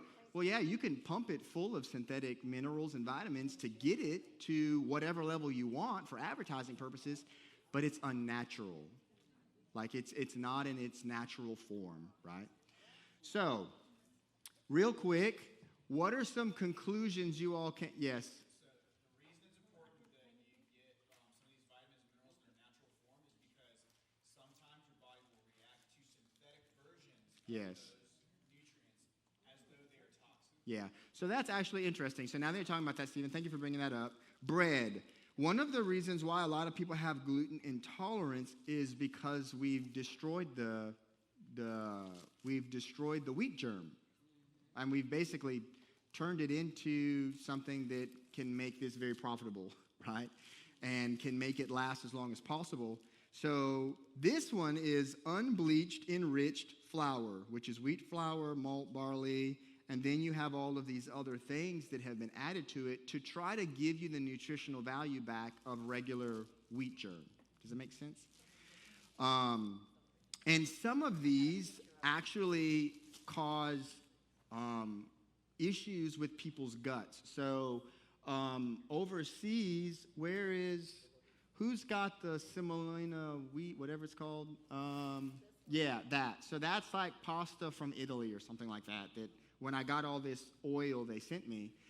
And the way they make that is just different a lot of times than the way we make pastas, right? Similar to bread. Like, if you look on the back of that sourdough bread from Aldi, it's going to say like 3 ingredients or 4 ingredients. This has 50, maybe? I don't know how many ingredients. I mean, it's a long list of ingredients, right? Yeah, so there's just a lot of ingredients in there. And people have found, I can't say this for my own self because I haven't eaten bread and things like that from Europe, and I don't really struggle with that issue that much, but people have just found that eating breads and pastas and things like that in other nations tends to affect their gut less because they're not stripping, enriching, adding synthetic vitamins and minerals and all these other things. So what you can do is you can try to get less is more, right? So Ms. Gail asked me, is almond milk bad? I said, no, almond milk is not bad, but if you can find like an organic version of it that has as minimal ingredients in it as possible, okay? Like we're trying to get, almonds don't milk the best, okay, right? Just like oats don't milk the best, okay? So if you're trying to take that and you want to make milk out of it, right, then it's like, just let's try to get to an organic version that's non-genetically modified and like as minimal ingredients as possible. Okay, quick question, Daniel. I just wanted to say something about Italy. Uh-huh. Is that Italy, the reason why their products are usually better is because they're not legally allowed to genetically modify their grain. So if you get a pasta or grain imported from Italy at the grocery store, it's not genetically modified. It's going to be more healthier for you. Yeah. And some of this you'll find by trial and error. You'll realize, wow, I ate this and it makes me feel amazing, right? I mean, at the end of the day, like, you don't have to listen to me. Like, we want to start listening to our bodies, right? If we're eating something or a specific diet is making us chronically kind of and we start to eat something else, like, I needed to pick me up. I went back there and I just ate a half of that little golden kiwi, right? I mean, one of them has, I don't know if I left it up here. Yeah, it's right here. So one of the kiwis has 261 milligrams of vitamin C, which is 290% of your daily value. One. And it's not synthetic. You're just eating a piece of fruit. It contains fiber, and it contains all the other micronutrients that our body needs, right? That we don't realize we need because they don't have to put all the micronutrients on a nutrition label. You know what I'm saying? So, yes. I just want to say that white bread is a product of just presentation. Like it was made to like impress guests come to your house. I didn't know that. And so there's no reason why it's white other than just to attract people and say you're rich. And it's kind of ironic because they thought brown bread was like a poor man's bread, but that was like all natural. Yeah, that's funny. That's interesting. Yes, Miss Renee.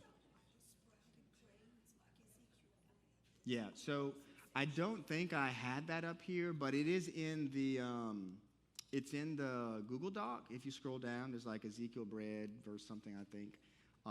And sprouted grains are actually really good for you. So like on the scale of best, if you're going to do bread, that would be like one of the best options. Ezekiel bread is expensive, and if you're used to what's essentially cake, then eating something that has a lot of substance to it, it's gonna, it might take you a little bit. What I did to get started is I actually just kind of fried it in some grass-fed butter, just a little bit on each side, just to give it a little extra flavor, and then I can toast it and eat it. But I just used that as a means to get to something that I knew was healthier for me, to get away from something. But I tend to try and eat just sourdough is what I tend to eat now. And I would say sourdough from Aldi, right? And then Stephen actually got me some sourdough that somebody made at their house, which is probably better, right? It may have less ingredients. The culture may be better than maybe what you get from an Aldi or something like that.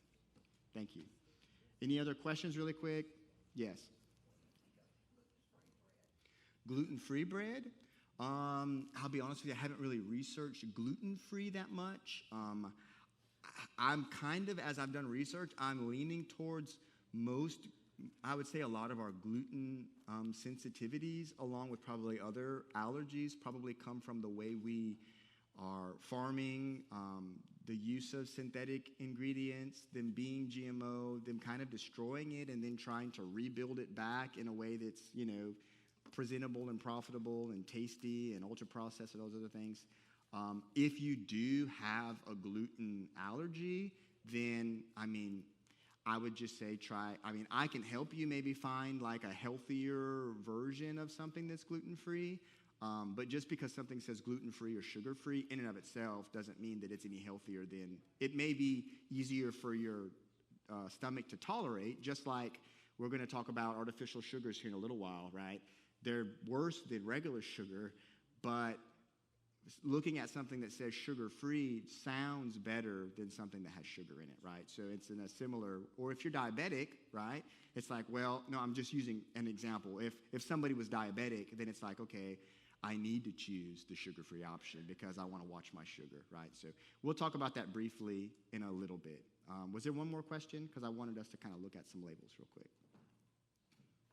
Okay, if you do have a question, at the very end, we're going to have a little Q&A. So Michael has the mic. Well, yeah, I would like him to run around like just to the tables. Actually, you can start with the table that you're at, Michael. We're going to like maybe spend a minute kind of at each table, maybe 2 minutes. And what is something that you found with the unhealthy?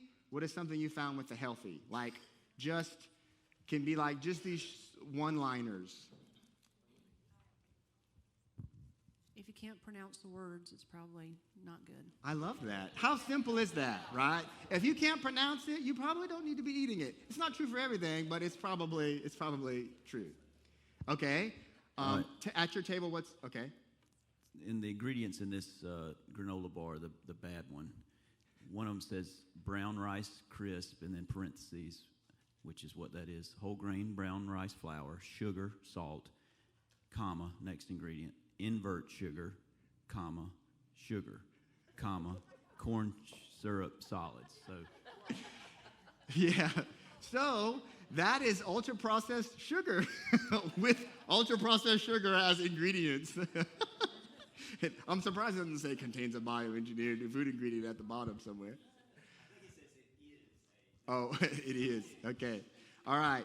Anybody else at that table really quick? One-liner? You got something, Brinson? Okay. Michael, well, y'all didn't even speak in the mic. I guess we don't need the mic. Next table? Yeah, but I'm just going to re-say it. It's fine. We are recording it, so I was trying to get it on the recording. I think one of the things that we've had the discussion around our table is just overwhelm with some of this information. And some people, I've been on this journey for 10 years since we walked through cancer in our family. And so it takes time to learn. And you've got to give grace in the process and pick one thing. It may be the plastics that you say, for the next 2 weeks, I'm going to be aware of the plastics.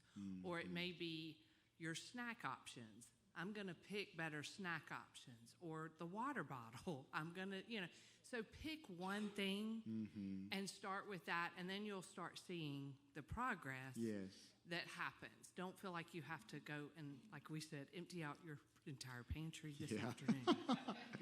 That's not a good option. You could take it to the Children's Advocacy Center, has a box that you put it all in. But I think the thing is this is a lifestyle change, and lifestyle changes happen over time. Not that's good. Over your life. Yes, exactly. Yeah, so, that's good. And at the end, I am going to leave you with a couple of the action steps that I would encourage you to take, since they take, to me, as I've done research, they take a higher priority maybe over some of the other ones. And I'll just encourage you, if you're like, okay, I can maybe do 2 of these, maybe 3, right? And I'm going to try and tell you those at the very end, okay? I'll tell you also, if you're gluten-free, there's so much more out there now. Udi's brand is one that's good. And that's a new journey that we're on this year in our family. And so, again, we had pizza last night. It was all full of gluten. But I think you have to pick and choose again. You can't become hardcore overnight. And that's just not going to be. The Lord tells us to do everything in moderation. Yes. And so, biblically speaking, to give yourself grace and to give your ideas grace. So. That's good. Thank you. Who's next? Oh, well, let's pick this table right here. We're going to try to go to table.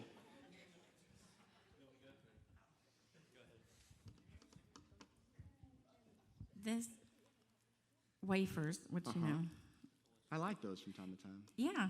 I mean, literally on the bottom it says contains a bioengineered food ingredient, and the first ingredient is cane sugar. I feel like when the first ingredient is sugar, that's really good. And I remember thinking on that whole sugar, well, I'm getting ahead of myself, but I'm just going to say it when she mentioned sugar. If I asked you as parents and I said, hey, would you let your kids eat cookies and milk for breakfast? You would most likely say, no. Can I have cookies and milk before I go to sleep? You would say, no. But This is cookies and milk for breakfast. I mean, again, no shame. I ate every cereal known to man, okay, when I was a teenager and a child, okay? I loved cereal. We ate cereal all the time. We would eat cereal for a snack, right? But you just got to remind yourself, sure, there are some healthier cereals, but I would say 95 or more % of cereal is just cookies and milk. And some of them don't hide it, like Cookie Crisp is literally little cookies in milk, okay? And I liked Cookie Crisp, okay? But you just got to call it what it is. They're cookies and milk for breakfast, right? So anybody else at this table? Stephen?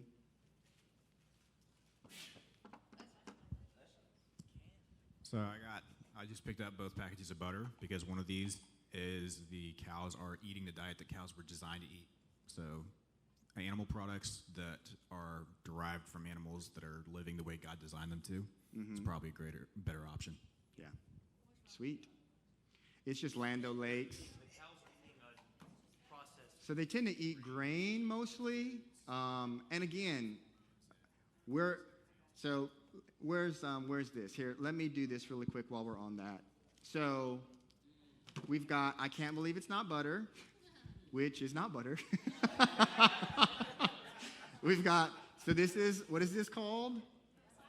Margarine. This is margarine, okay? It probably has some plastic in it. So margarine, then we have like just regular, as cheap as we can make it, butter, right? That the cows are fed whatever we can feed them, whatever's cheapest, essentially. And then you've got of varying levels. Normally, like the lower is about 80 to 85% grass-fed, up to, I think Maple Hill claims that it's 100% grass-fed butter, right? So cows were designed by God to eat grass. So at the very end, we do talk a little bit about fats, and we talk a little bit about butter, and just the benefits of grass-fed over just the cow eating whatever it wants to. Okay, so thank you for that, Stephen. Real quick, Asher? Whatever they give it, yeah. I had a question about just like in general, healthy options in general. Because Okay. I work at a grocery store, and I know for a fact that the things that are more healthy are twice as more expensive. Yeah. And that's just the reality of it. Yeah. And what are some just like, would you say like, just even for me, like if I'm going to buy like a lunch, what are some like things that don't cost as much, like healthier options that don't cost as much? that I can Okay, be able to so buy? the reality, so thank you for asking that question. I think we all think that, and we don't have time to like go down this rabbit hole because like we could spend another hour on this, but healthy foods really aren't that much more expensive than non-healthy foods. So I would encourage you to like maybe calculate how much in a month do you spend on outside eating, right? Whether that is fast food or restaurant food, and like put that like here and then say, okay, if I didn't do that and I spent that money on healthier food options that I'm making at home or whatever, it does require more time, right? You're going to have to meal prep a little, but you can buy food a little more in bulk and things like that. I mean, I went to Chick-fil-A last night. I spent like $9.50 on a grilled chicken sandwich and a fry and a cup of water. The meal is like over that, 10 something, $11, right? So $10 every time I just want it, and that's lunch, right? So if you look at that, is that a healthy option? Well, for fast food, it's kind of healthy, kind of. The fries are not at all, right? And I knew that. But what could I do at that same $10, right? So at Aldi's, I'm just using that for an example, I could buy, 3 little steaks, right? And they cost like $7 maybe, or I could get 2 pounds of grass-fed beef for maybe 10, 11 bucks. So how much is that going to feed me over a duration of time versus one Chick-fil-A meal? I'm just using Chick-fil-A as an example, right? So the reality is if you really sit down and you do the math, it's actually not much more expensive. And depending on how much you eat out, it actually may be cheaper for you to eat significantly healthy. And if you're like going to the farmer's market, you're getting like, produce and vegetables like that are a little cheaper and they're local, right? Then you can even, spend even less money than go into the grocery store, which has a markup on what you could have gotten cheaper. So there's a bunch of options, right? So you are going to have to ditch some of the ultra-processed stuff because you're spending money for what's essentially convenience, right? It's like I can just wake up, milk, and, I have a meal. So what I do is I eat egg for breakfast instead of cereal. I would eat eggs, right? Eggs are relatively inexpensive. If you get cheap eggs, it's like a dime a dozen, right? But if you want to get eggs that are a little better, you got to spend a little more money. But it still is going to go a lot further than going to going someplace and spending $7, $8 for a little breakfast sandwich and some hash browns and an OJ or whatever. So you can. It's not as expensive as you think. Let me put it that way. But you do kind of have to switch how you look at the money you spend. Does that make sense? Yeah, I was saying specifically just getting a regular cereal like a Reese's Puffs. Uh-huh. And then a non-GMO. I saw Magic Spoon, right? Yeah. That's one of the most expensive cereals. It is, yes. It's like $8. So I treat cereal as it's a treat. It's a dessert. It's a snack. Like, I just want a little sugar something, right? I don't treat it as a meal. Because remember, it's no different than cookies for breakfast or cookies and milk for dinner. Does that make sense? Yeah. So I'm not really looking for just a healthier version of Fruit Loops for a meal. Like, I bought that. It was like $7 or something like that. But I eat it as a snack. Like, I treat it like I would ice cream. Does that make sense? So I saw Daniel. I just wanted to say something like, I've been basically going to Aldi's and Publix every week. I grocery shop, I meal prep, and whenever I was going to Walmart, solely just Walmart, and buying unhealthy stuff, I was spending more money every week than going to Aldi's and Publix and actually taking the time to look at the product, make sure it's non-GMO, organic, or whatever. I'm spending like $30 less a week. Yeah. He also meal preps. Plus, I've also cut a lot of the unhealthy snacks because I think I realized my body just craves unhealthy stuff when you're feeding it unhealthy things. Yeah. So when you go to the grocery store, you're just going to want to buy unhealthy stuff. So you end up actually paying more and buying more unhealthy stuff because your body's craving it versus eating lower sugar stuff, non-GMO, organic. I'm not craving I didn't even want to eat anything on that side of the table because I know when I eat it, I feel bad afterwards. Mm-hmm. And when you eat healthy stuff, I feel great. Changing my lifestyle over the last since the summer basically, I feel much better. I feel healthier. I feel more I don't have brain fog. I just feel way better in general. So Wow. I would just want to say also thank you, Cornell, because living with him, he's actually influenced my lifestyle change and stuff. Sweet. Well, thank you, Daniel. Daniel, for those online, Daniel was just saying that he started shopping at Aldi, and he's saving a little more money, but he also feels healthier by eating things that have, less chemicals. They're non-GMO or organic or whatever, so you can save money, and you also feel better. Michael, up here, we have a question. Well, just a quick thing. Aldi So the people on the recording can hear her? Well, everybody in the room can. So we are recording this for people who are going to watch it at a later time, and they may be able to hear in a silent room with this, but I would really like for them to hear it directly. Not to push Aldi either, but the thing is, a lot of people that I hear from here go, I don't like Aldi's. They're no brands. I don't care for that. My family lives in Germany. We have our whole life. Aldi has always been our grocery store. We walk down into the village every morning and we buy. So if you said that over there, that's an insult. That is our brand. So those are brand foods. They're just, we're not used to them. Yeah. So I'd say give it a chance to go look at some of these things that you think, well, I'm used to my certain brand, because those are European brands. They are very well known over there. All right? Yeah. Thank you so much. Okay, well, while we're at this table, what's something that y'all found? Quick one-liner. If the ingredients are longer than one line, Like the healthy things were very like simple. Just said like the fruit and that was it. And everything else that was kind of processed just has a billion things that and high fructose corn syrup and everything. So it makes it really simple, okay? Again, I want to make this so that it's not so. I took a Laura bar back there to Nikki, all right? She was looking at the other bar, and I was like, okay, that one is healthier. It was like, was it Nutter Bar, Better Bar? What is it called? Better Bar, right? You get those from Sam's. And I said, okay, well, there's kind of a healthier version. It has a little more sugar, but it's not as ultra-processed.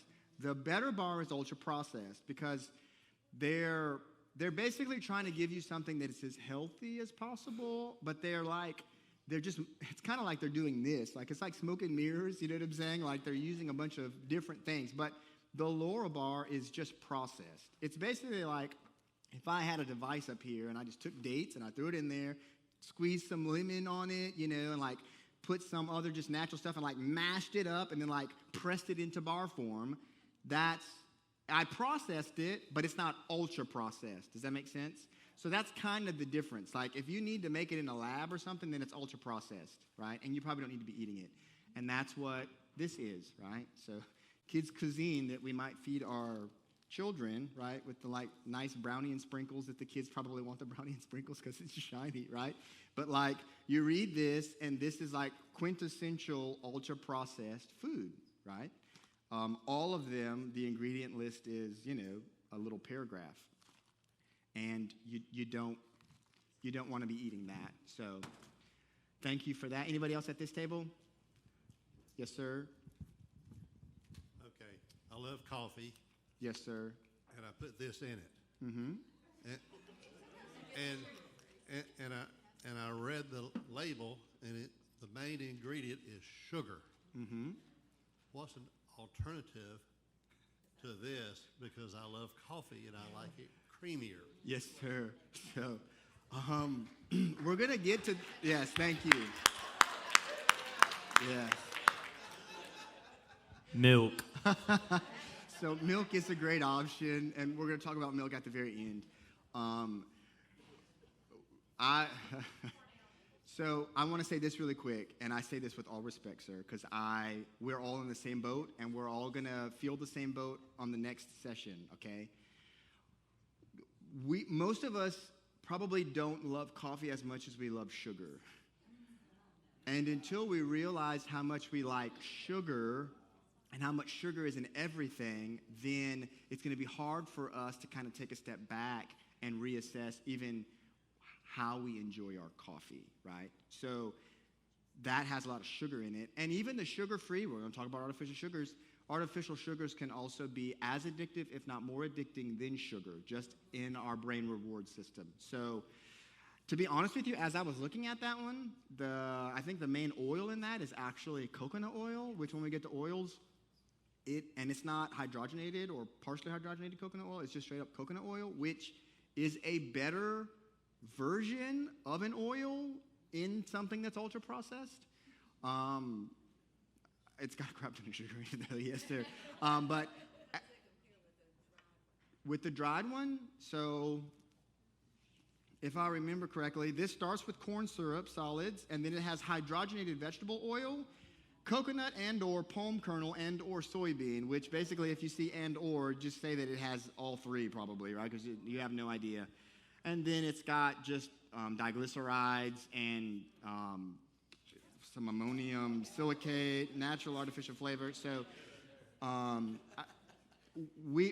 the very end, we'll talk about some healthier alternatives for creamers, okay? Yes, ma'am. For those that are trying to go gluten-free, since this is a church family, I'll share with you my find. The best gluten-free crackers you can find on the shelf are Milton's. They come in a bag like this. They come in a bag, and they are and I've tried all the gluten-free crackers. They are the best. They are really, really good. Well, thank you for that. But if you put 3 bags of it in your cart, put one back on the shelf for LaDonna. Thank you. All right, real quick, one from each of these tables. Oh, well, Daniel already shared, so these 3 tables over here. I'm sorry. I love y'all, but for time's sake.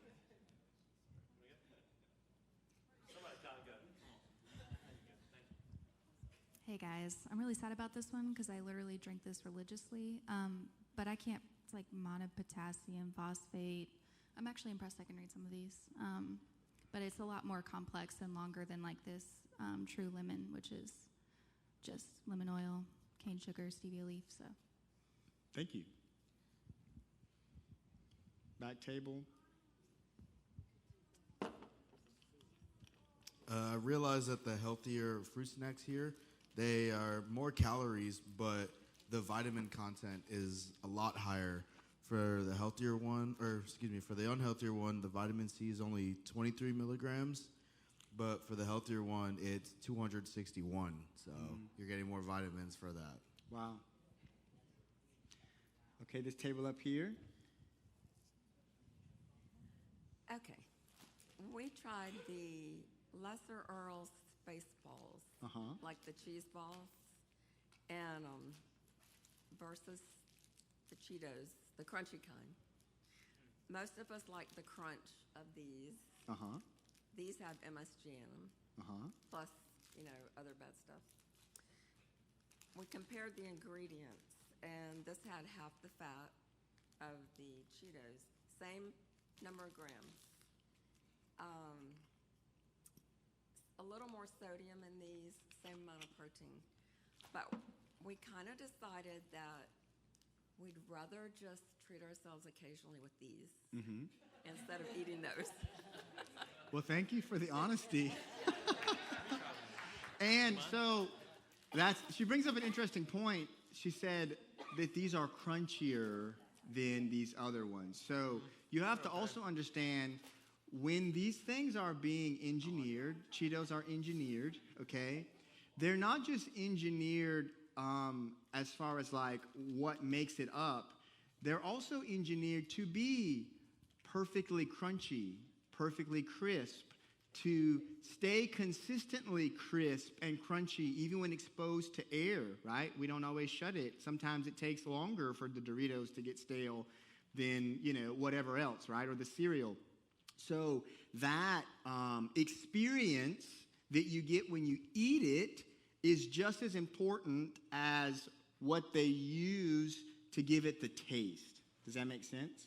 So thank you for kind of highlighting that. And part of that is just even, I don't want to say rewiring our reward system in our brain to be okay with things that are not maybe a dopamine hit from Cheetos, for example, right?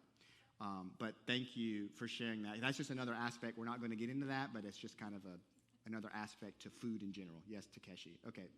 Alicia, then Takeshi, then we're going to move on to the next one. I just want to say you shouldn't be afraid of MSG. It's a naturally occurring amino acid. Yeah. And that whole thing about MSG being harmful to you is a ploy by the government to kind of diminish Chinese restaurants. Yeah. Used to be, Yeah. Yeah, I mean, I would say, I think maybe MSG from like a while back was probably less detrimental than, because what they do now is like, if you look on the back of something, you see hydrolyzed soy protein, right? It's like, well, that's MSG, right? So there's like different ways to get to a specific thing. So just like we were talking about, like, not all vitamins are the same. So a naturally occurring vitamin versus something that we made synthetically from petroleum, right, and then added into something is going to have a different effect. I would say how you get, quote unquote, MSG is also the same, but we're not going to go down the MSG rabbit hole. There are significantly worse things for your health. And it was something that was really big in the 90s as it related to, MSG-free, no MSG. I thought these were interesting. These are like quintessential, just terrible. The main ingredient is salt. The second ingredient is sugar. The third ingredient is MSG. The fourth ingredient is seed oil. And then the rest of it is just ultra-processed ingredients. And I was just like, wow, that is just concentrated terribleness. You know what I'm saying? This is chicken bouillon cubes. Now, I don't think all of them are like that, but it's just the ingredients were terrible. So really quick, Alicia, and then we're going to move on. I noticed with a lot of the unhealthy things, there's a lot of food coloring. So do you have any suggestions on like how to avoid the food coloring? So if you look at the giggles, who has the giggles? So how does it color the giggles? The giggles are Skittles, but the healthy version. And they actually taste really good if you want to try one. And the Unreal. So how do they color it? Can somebody look on the back of that?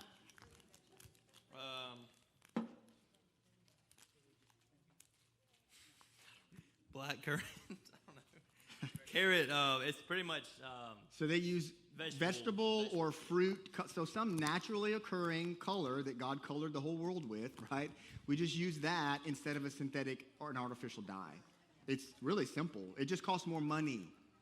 It's so much easier to make extremely cheap artificial dyes, which research shows is like crosses the blood-brain barrier. It leads to ADHD and other things in children, which is why this is not, as sold, is not the type of Fruit Loops that they can eat in the European Union. Like, when I look on the back, when I get to red 40, yellow 5, blue 1, yellow 6, none of those are allowed in the foods. What are they then? How do they color the food? They use beets, which get extremely red. They use spirulina for like a greener color. I mean, there's all different ways to naturally to color things, right? So we just have to realize, okay, this is an artificial dye. Artificial meaning it does not exist naturally. So I'm choosing to put something in my body that does not exist. God didn't make it, we did. And I just have to trust that it's good for me or that it's not going to hurt me, which, again, like Miss Amy said earlier, moderation, right? Let's take a step. We're going on a journey, but you just got to call a spade a spade. Like, this is not good for me. And it's like, I know, like, I ate French fries last night, and I know they're not that good for me, right? But I chose to do it, right? No, willingly, right? Yeah, really quick. I'd like to say one thing. All your ingredients and everything, yes, you need to check them. But also, I found out as you get older, you need to listen to your body. Your Yes. body will tell you if it's good for you or it's not good for you, believe me. Yes. Thank you. Okay, we're going to move on. I'm actually going to abbreviate the next one so that I can have time for the others. And y'all will all probably appreciate the abbreviation of the next one. All right, are we ready?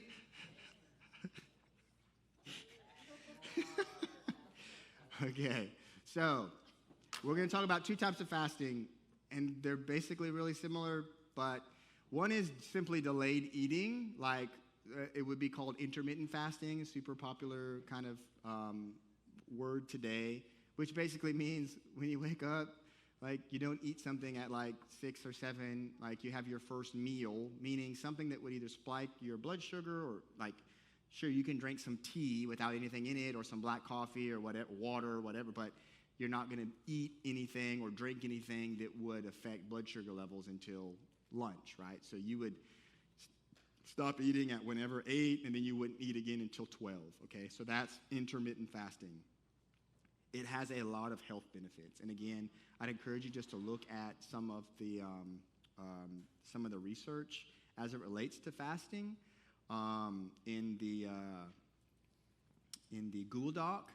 I know that it's not necessarily our favorite word, even though it's something that I believe God made for us. One of the things that fasting does, like if we take a step back, is you're giving your body a more ample time to rest, to repair, to deal with toxins. I can't remember who it talked about, getting toxins out of our bodies, to repair. Cells go through, depending on the length of the fast, cells go through a process of autophagy where they actually get rid of cells that, are like the weakest link that need, to kind of be replaced. And it's essentially this time where your body gets to repair itself. And if you're not fasting for excessive periods of time, you're not really going to like lose muscle mass or all of these things. Now, depending on where you're at in your health journey, like whatever health conditions you may currently have, like I would encourage you, if you're going to fast for any lengthy period of time, whether it's a couple days or something like that, then I just encourage you, make sure you talk to your doctor or nutritionist or something like that. But this is just something that has been practiced not just in Christian circles, but really worldwide. And if you just think about how God designed us, God kind of designed us for times of plenty and times of lack. Does that make sense? So we really weren't designed to have a fully stocked refrigerator and pantry that we have access to 24/7, 365, right? Like that.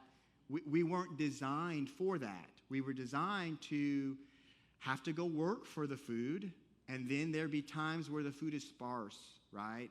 And we've kind of, maybe instead of, we're not snacking, we have a smaller window. We eat here, right? And then there'd be times where it's like, okay, we've got a whole cow, you know what I'm saying? We've got a whatever for the village or whatever, and we're going to eat that. We're going to put some aside, smoke some, whatever.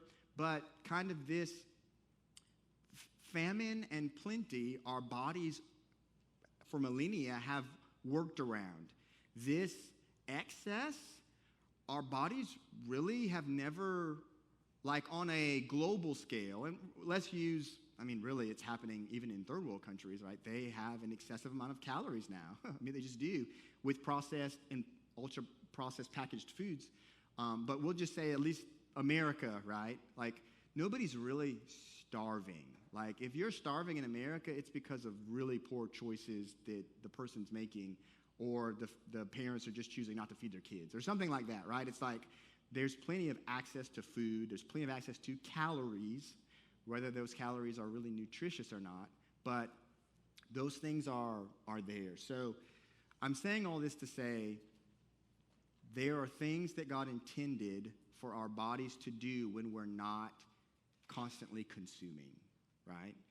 And it's for our benefit. And I remember thinking like, oh, God, fasting is just like God doesn't want me to eat food. He wants me to focus on him. You know what I'm saying? It's like, well, that's not true, right? Like, it's actually for our benefit to fast.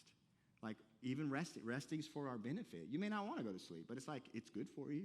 You know what I'm saying? Like, your body needs it. There's things that happen in the brain that only can occur when you're sleeping, right? So sleep deprivation has a lot of impacts. It's probably what I should have put instead of sleep deprivation instead of fasting. Might have been more, interesting for us to listen to. But I think it's something that, as Christians especially, the Lord would have us start to incorporate more into our lives.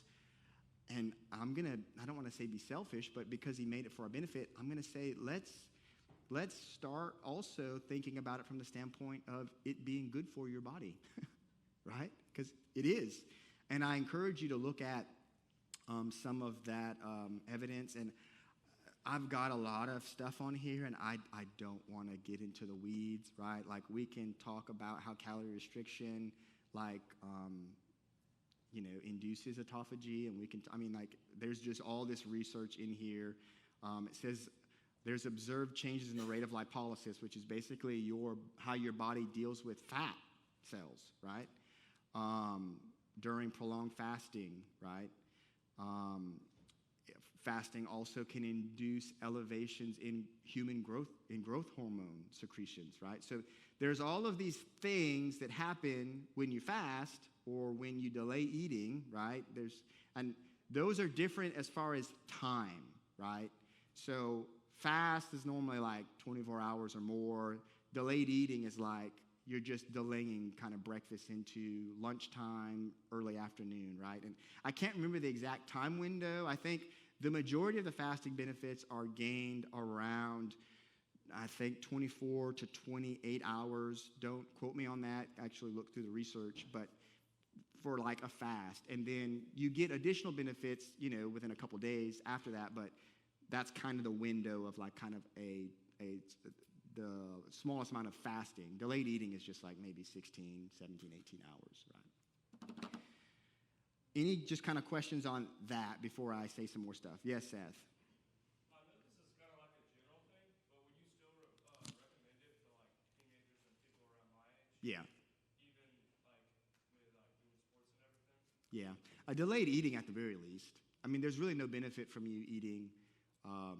Now, again, you don't have to do it every day, but I would incorporate some like not eating breakfast and just eating lunch. But you've got to do some of the other steps or this isn't as beneficial, right? So like if you're not eating breakfast, right, say 2 days out of the week, and you're just going to allow your body to kind of fast, because breakfast really is break fast. So like that's where the word comes from. In Spanish, it's desayunar. Ayunar, you know what I'm saying? So is fast, too fast. So you're just breaking your fast, right, with the first meal, and it's normally, maybe earlier.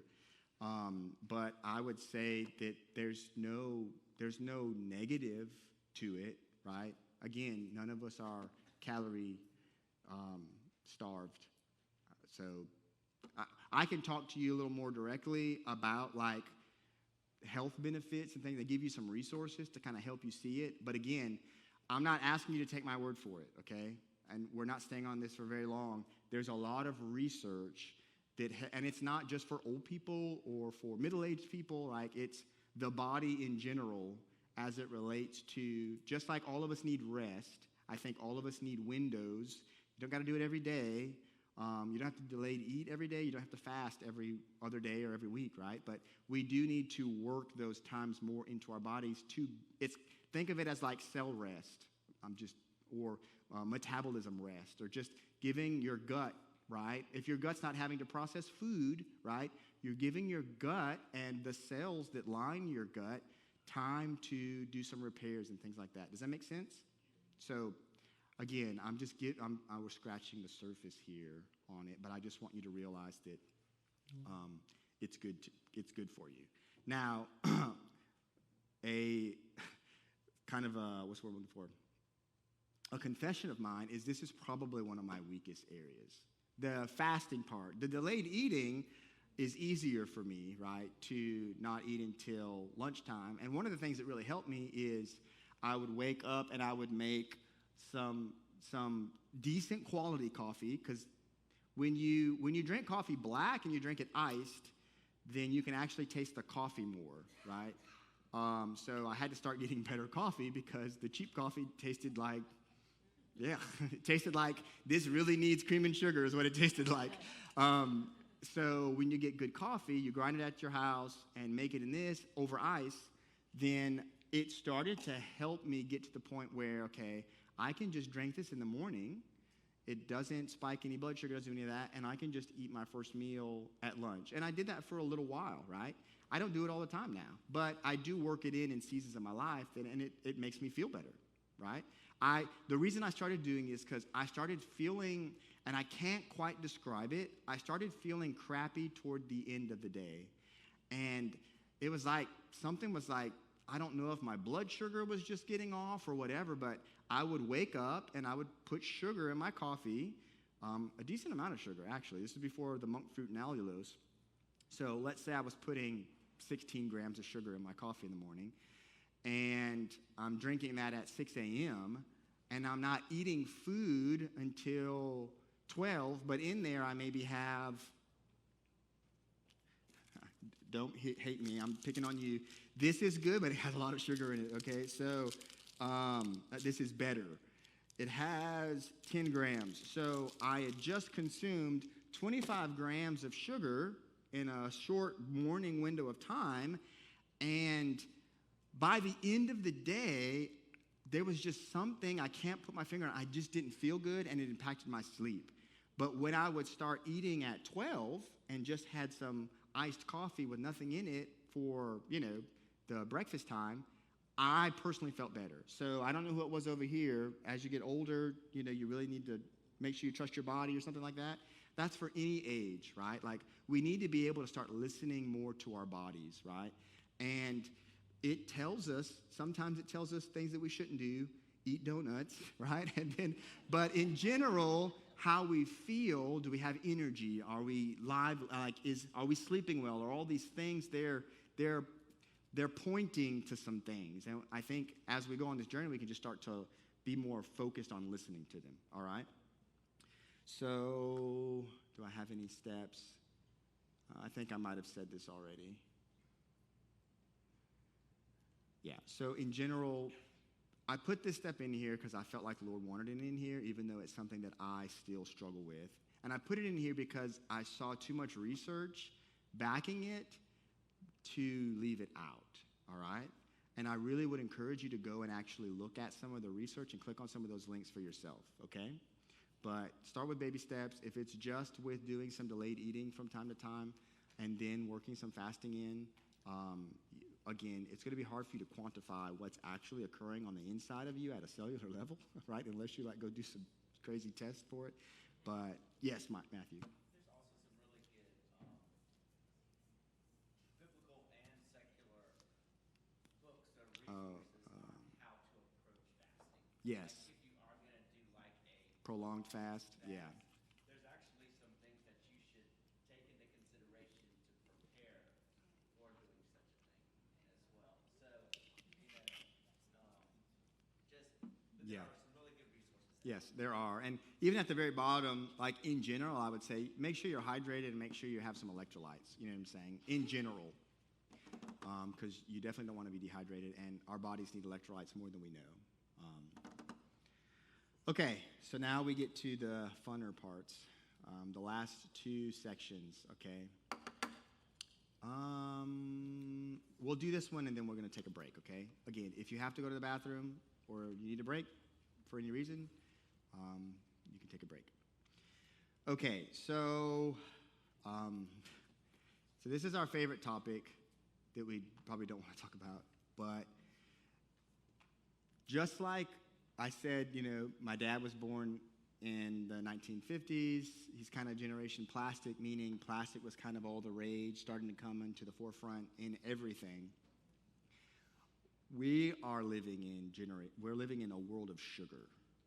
I mean, I can probably say that sugar, whether it's corn syrup, high fructose corn syrup solids, glucose, fructose, or just straight up sugar, it's most likely in every single one of these.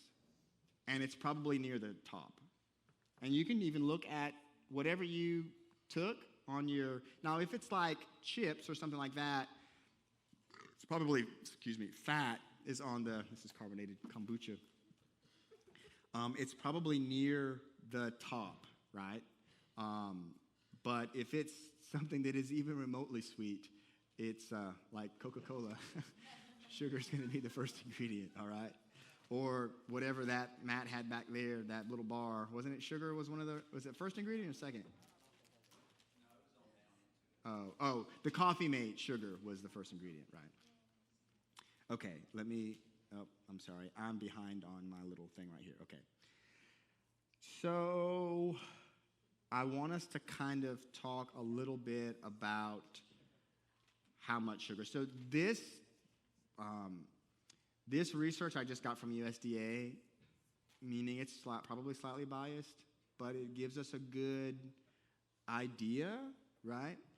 So it says the average American consumes 34 teaspoons of sugar a day, which is a decent amount of sugar. So instead of showing you how much you consume a day, what I'm going to do is I'm going to show you how much the average American consumes in a year. This is added sugar. This is not total sugar. This is just added. So if you look on the back of one of those things, it should say carbohydrates, then it should say like sugar, but then it'll say added sugar, right? Am I lying? Carbohydrates, then fiber, sugar, and then added sugar, right? The funny thing is I think when I was a kid, added sugar was part of your carbs value. So it didn't have a percentage next to it. So it's like, I remember thinking like, oh, I can drink this whole 2 liter of soda and I'm still within my carbs for the day. But they changed that. So the average American consumes this much sugar. So this is That is 50, 100, and it's either 120 or 100. So this would be anywhere from those two or all four of those, right? So that's added sugar, the average American. And we're average Americans, most of us in here, right? So it's a lot of sugar. And but if we go back and we look at what people consumed, I think the USDA went back to 1822. It says the average American ate in 5 days the amount of sugar found in one 12-ounce soda. So who's got a Coke, a can of Coke somewhere? Anybody got a can of Coke? No? How much sugar is in that? Is that diet or Coke? So 39 grams of sugar in 5 days. So anybody good at math? Divide 39 by 5. 7 and some change grams. So that would be, let me see, how much is this? This is 3 grams. So a day, if this was sugar, and there's only about like that much in here, so if this was fully sugar, that's how much added sugar they would eat in a day. Just, but that's sprinkled throughout 24 hours, right? So we consume approximately 16 times that sugar today on average, right? Added sugar. So the difference between added sugar and regular sugar is added sugar is not naturally occurring. We added it. Does that make sense? Yeah. So if I eat this, how many grams of added sugar does this have? Zero. 0 grams of added sugar. So I can eat this and I don't have to feel guilty about eating added sugar because this has fiber in it, right? Fiber slows down the speed at which the sugar is actually being processed in my body and my blood. And then there's nutrients in this that I'm not going to find in this, right? Well, this isn't, does anybody have like a fruit snack or something? Well, trail mix. Whatever. Imagine there was something fruity up here, right? That's gummies, you know what I'm saying? Like, that's all added sugar, practically, and this is 0 grams of added sugar. This has fiber, that doesn't. This has natural micronutrients that aren't even listed on the package of that or this. So that's just kind of, we want to get our minds around natural versus added, okay? Okay. So some interesting statistics about sugar. I'm just going to read this really quick. It kind of, so it says, in the United States, around 75% of all packaged food items or beverages contain added sugar. 75%, approximately, of all packaged food items contain added sugar. And today, we have more weight on us today than we did 200 years ago, 100 years ago. And the majority of that weight gain actually comes from sugar, added sugar, and what we're going to talk about in the next session, which is ultra-processed seed oils. The majority of it, right? Just from the research I've done, the majority of it comes from those two things. And you can look at, if you go back and you look at charts of added sugar being increased and sea oil prevalence coming into play, you can also see the amount of weight that we're gaining increasing, right? So why does sugar kind of affect us this way? So I remember when I was a teenager, I used to think that fat makes you fat, right? I mean, you probably just think fat makes me fat. Like if I eat more fat, I'm going to get fatter. I mean, have you ever thought that? Like if you go and you eat butter and you eat, potato chips, all these, I mean, the mindset is I'm going to get fat because I'm eating fat, right? But some of this research is showing that sugars as well as artificial sweeteners, they start to throw off our gut microbiome. And the topic of the microbiome in our body is like mind-blowing, right? You could spend a whole year just like researching gut microbiome and you wouldn't even scratch the surface because we have trillions upon trillions upon trillions of microbes in our gut, right? And if they're unhealthy, we're unhealthy. And if they get out of whack, certain things get out of whack. Our ability to metabolize sugar and other things is in large part to these gut microbes. And if we're consuming, and we're going to get into this when we talk about artificial sugar, artificial sugars throw off the, the homeostasis in our gut of the various levels of gut microbes. So, for example, if I consume this is, 39 grams of sugar, right? I'm going to have pretty crazy instantaneous practically because there's no fiber. There's nothing to slow it from going directly to my bloodstream. I'm going to have a really high spike of blood sugar, all right? But if I consume, just imagine this is a bad beverage. This is the diet version of this. So we've got Diet Coke here, right? This doesn't spike my blood sugar. There may be a slight spike. I can't remember the word, but basically our brain is trained to respond to the sweetness. Even though it's non-nutritive, it doesn't have any calories, our body still can slightly respond initially to that artificial sweetener. But I drank this. This doesn't have an immediate spike, but what it does is it affects my body's ability to handle all sugar. Let me say that again. If I drink this, my body sees it, sugar, it knows what to do with it, right?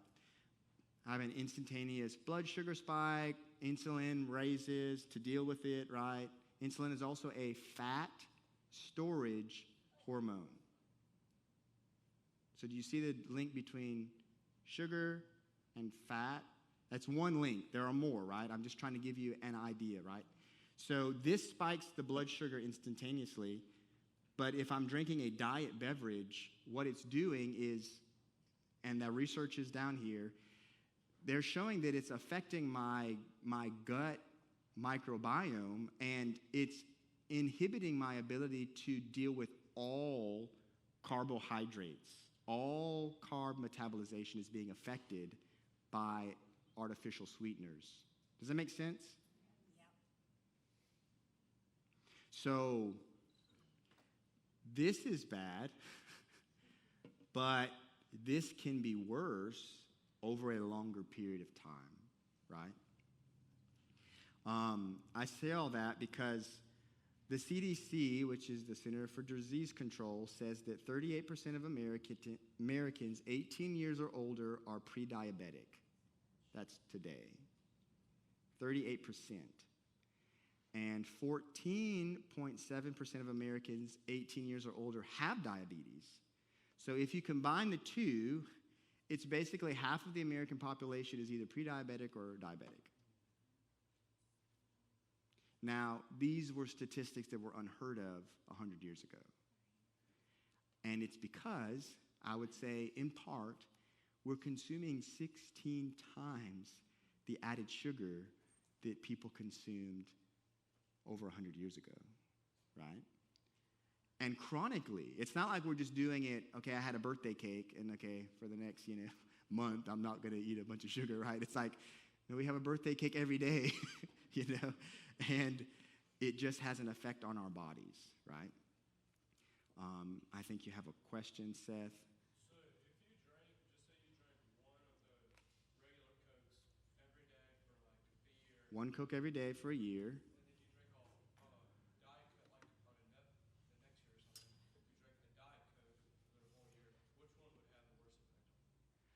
Okay, so it depends. Like if you're diabetic, right, then the Coke is probably going to have a worse effect on you, right?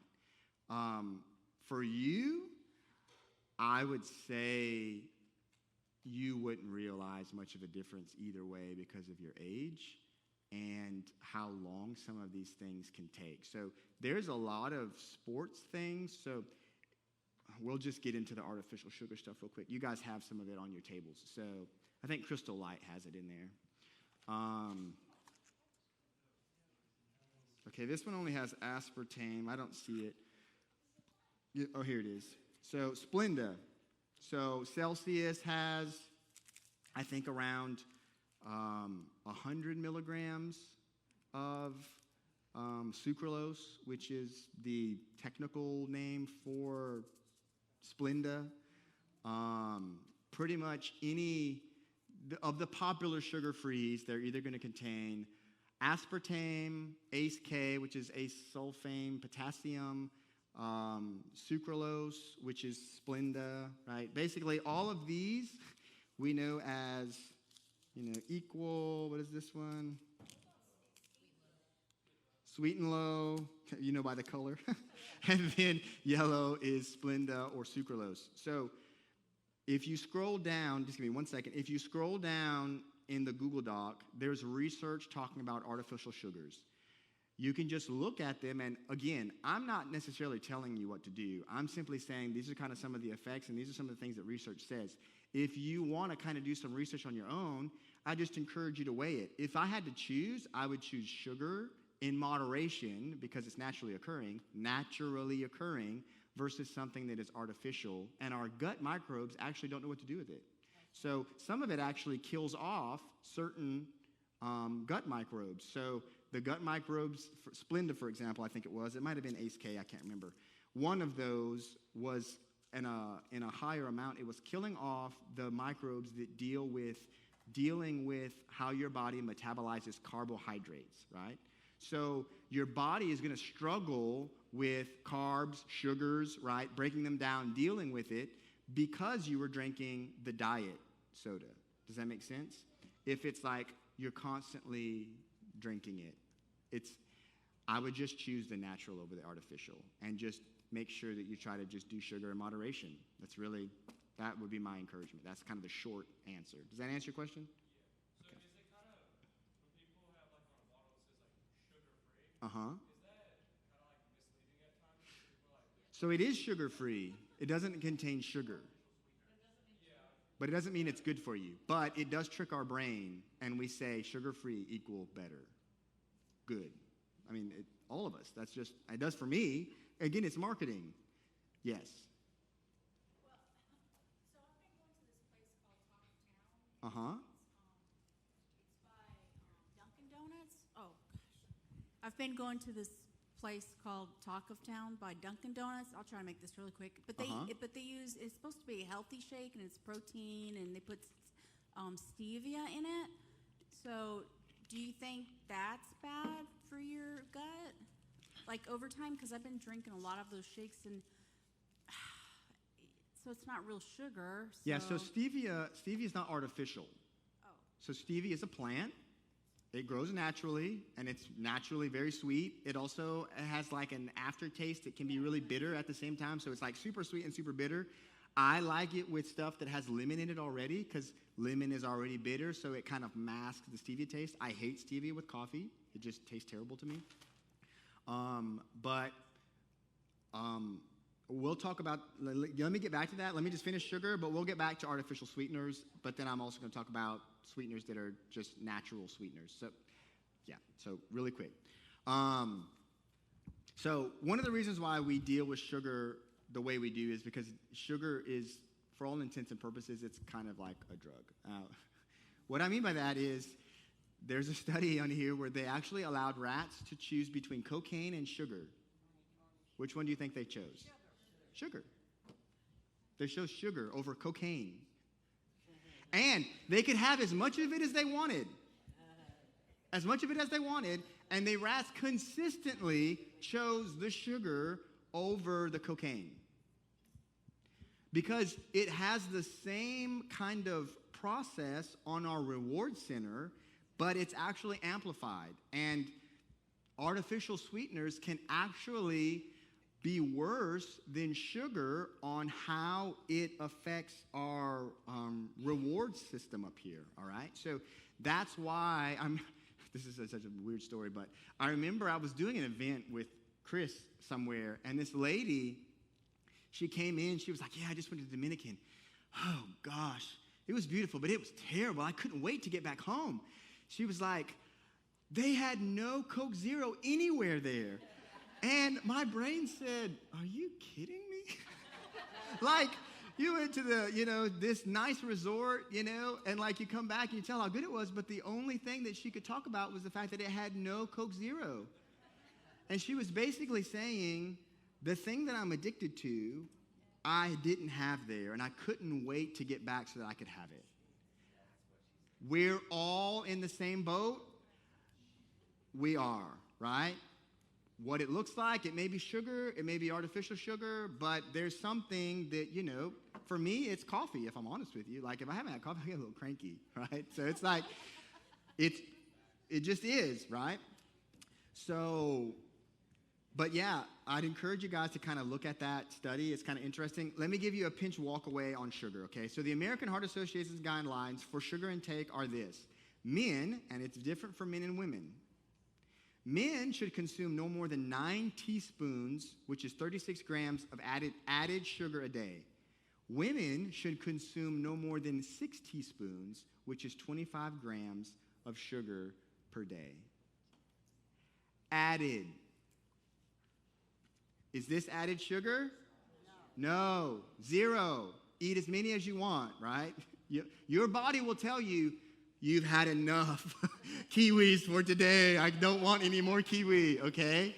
But we can sit there and we can guzzle, a soda, and it's like, what's the limit? Where do I stop, right? And if it's an artificial sweetener, it's like, well, there's no sugar in here. I'll have another one. You know what I'm saying? So, again, all of that we've talked about is in there. Let me go to some steps real quick. So step 1, treat sugar like a drug. Meaning you have to realize I'm addicted probably at some level and I don't even know it. And I'm reaching for this.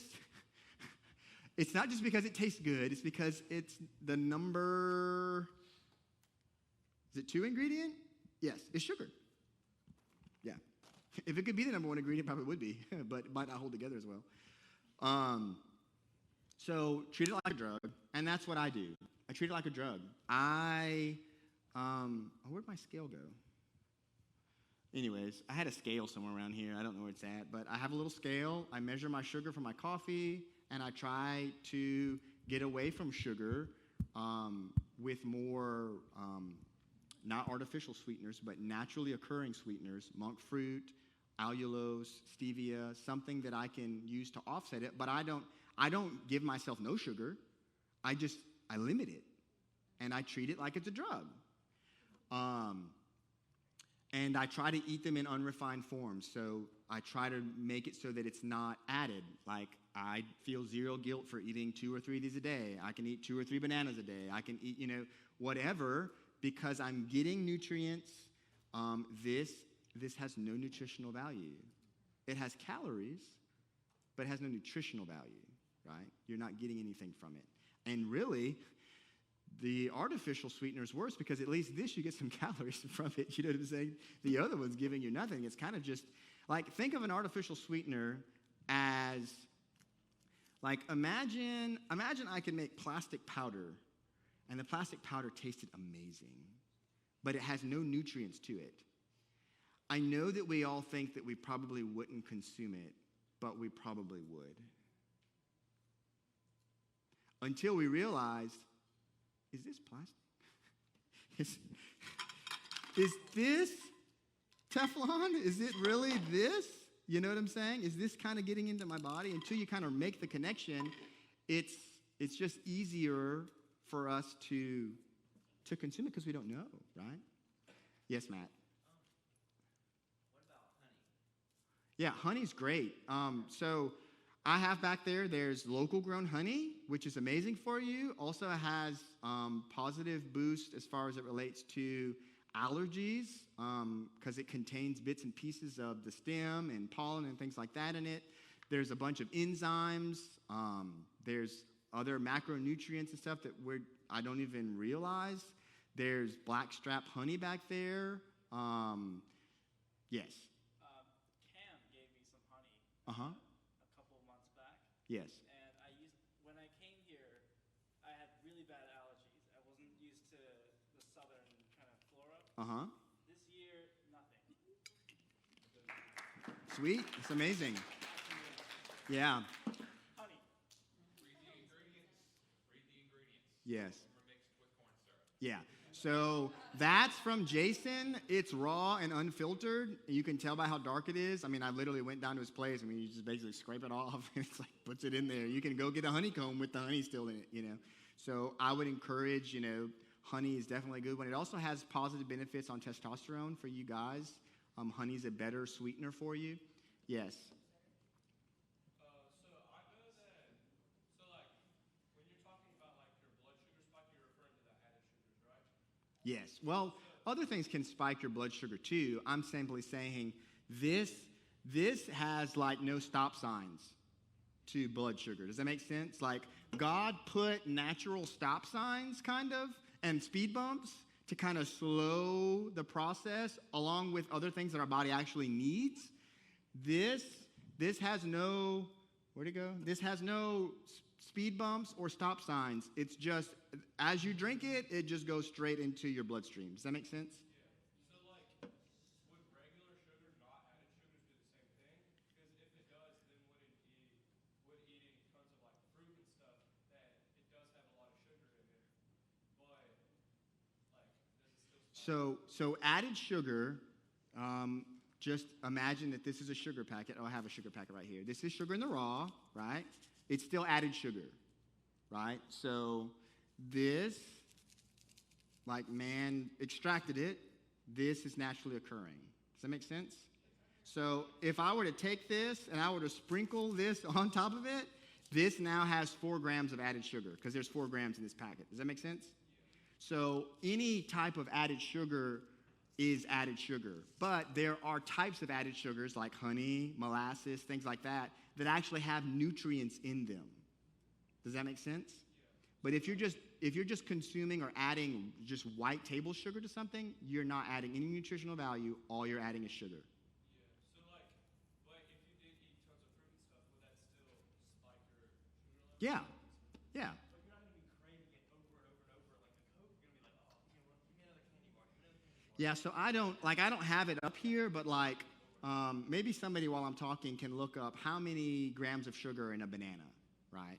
And then we'll just say how many bananas would you have to consume to equal 39 grams of sugar? Well, technically, 39 grams. So maybe somebody can look it up while we're doing this. I'm going to go to the next thing real quick. Oh, the last step was, okay, so eat your sugar in unrefined forms, i.e. fruit, right? Natural forms. And then I would encourage you to kind of maybe get a gauge of where you're at with sugar. How much are you currently consuming? I don't track calories. I don't think it's it's really worthwhile, to be honest with you. I do track sugar. And I'm trying to eliminate or vastly limit seed oils, ultra-processed seed oils from my diet, all right? So let me see really quick. Okay, so I've already covered some of the stuff about seed oils. Artificial sweeteners. So artificial means it doesn't exist. And I really want you guys to go away with this. It was made in a lab. It doesn't exist naturally. Humans never ate it. So your body doesn't know what to do with it because it actually doesn't have a benefit to your body. It just gives you taste. So think of it like powdered plastic that tastes really good. It's not, but I'm just trying to help break it down, okay? Your gut microbe is like, I don't know what to do with bioplastic because I can't eat that plastic that you just, I don't know what to do with it. So, yeah, I would encourage you, replace artificial sweetener with regular sugar in moderation and natural sweeteners, monk fruit, allulose, honey, molasses, things that are just naturally occurring, okay? All right, take a break really quick, and we're going to come back, and we're going to start on this one while we're doing lunch for time's sake, okay? Do you have a question, Branson? So if you don't, well, we can do that later. You can give whatever you don't want. You can put it back up here if you want to make room while you're taking a break. And if it was something that you wanted to eat or whatever, I mean, feel free to take it with you.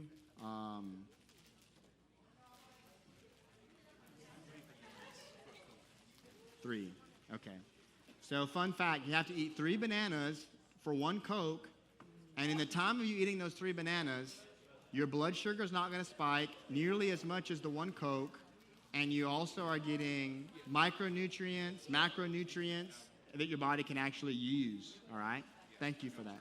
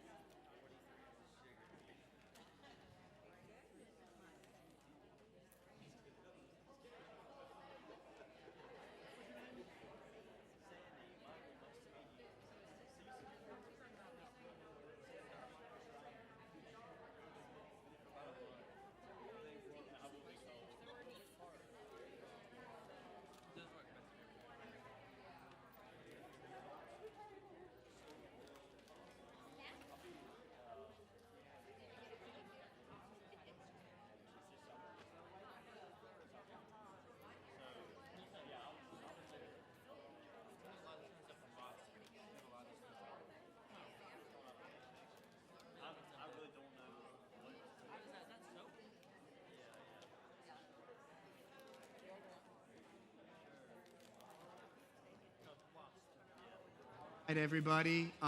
For those of you who are not going to the bathroom, I'm going to pray real quick. And where's the microphone at? Okay. Is there anything you wanted to say, Miss Cassie? Yes, lunch is ready. Okay.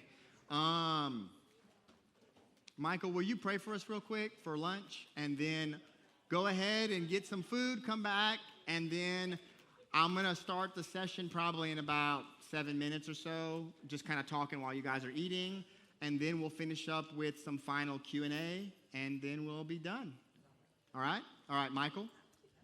Lord, I just thank you for this time. I just thank you, God, that you've given us the ability to be healthy. God, I just thank you that we would just be able to receive what Cornell is saying, that we would just have an open heart, we'd have open minds, and God, that we wouldn't be overwhelmed, but we would just, be able to take something from this meeting. And I just bless this food, pray you nourish it to our bodies, in Jesus' name, amen. All right.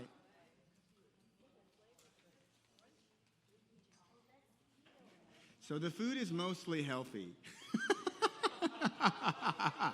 I'm going to let you eat whatever you want, and then we'll talk about, what is and what isn't afterwards. No, we'll talk about it afterwards.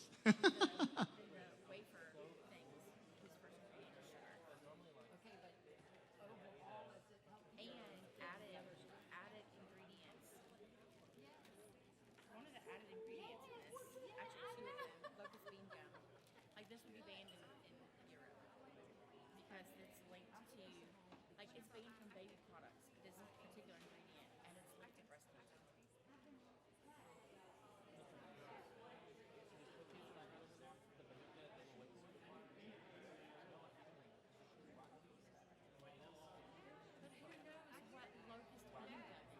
Who knows that? You don't know what that is. Glycerin, healthier than other options. Also, when you look at this, dairy-free, nut-free, vegan, kosher, not diet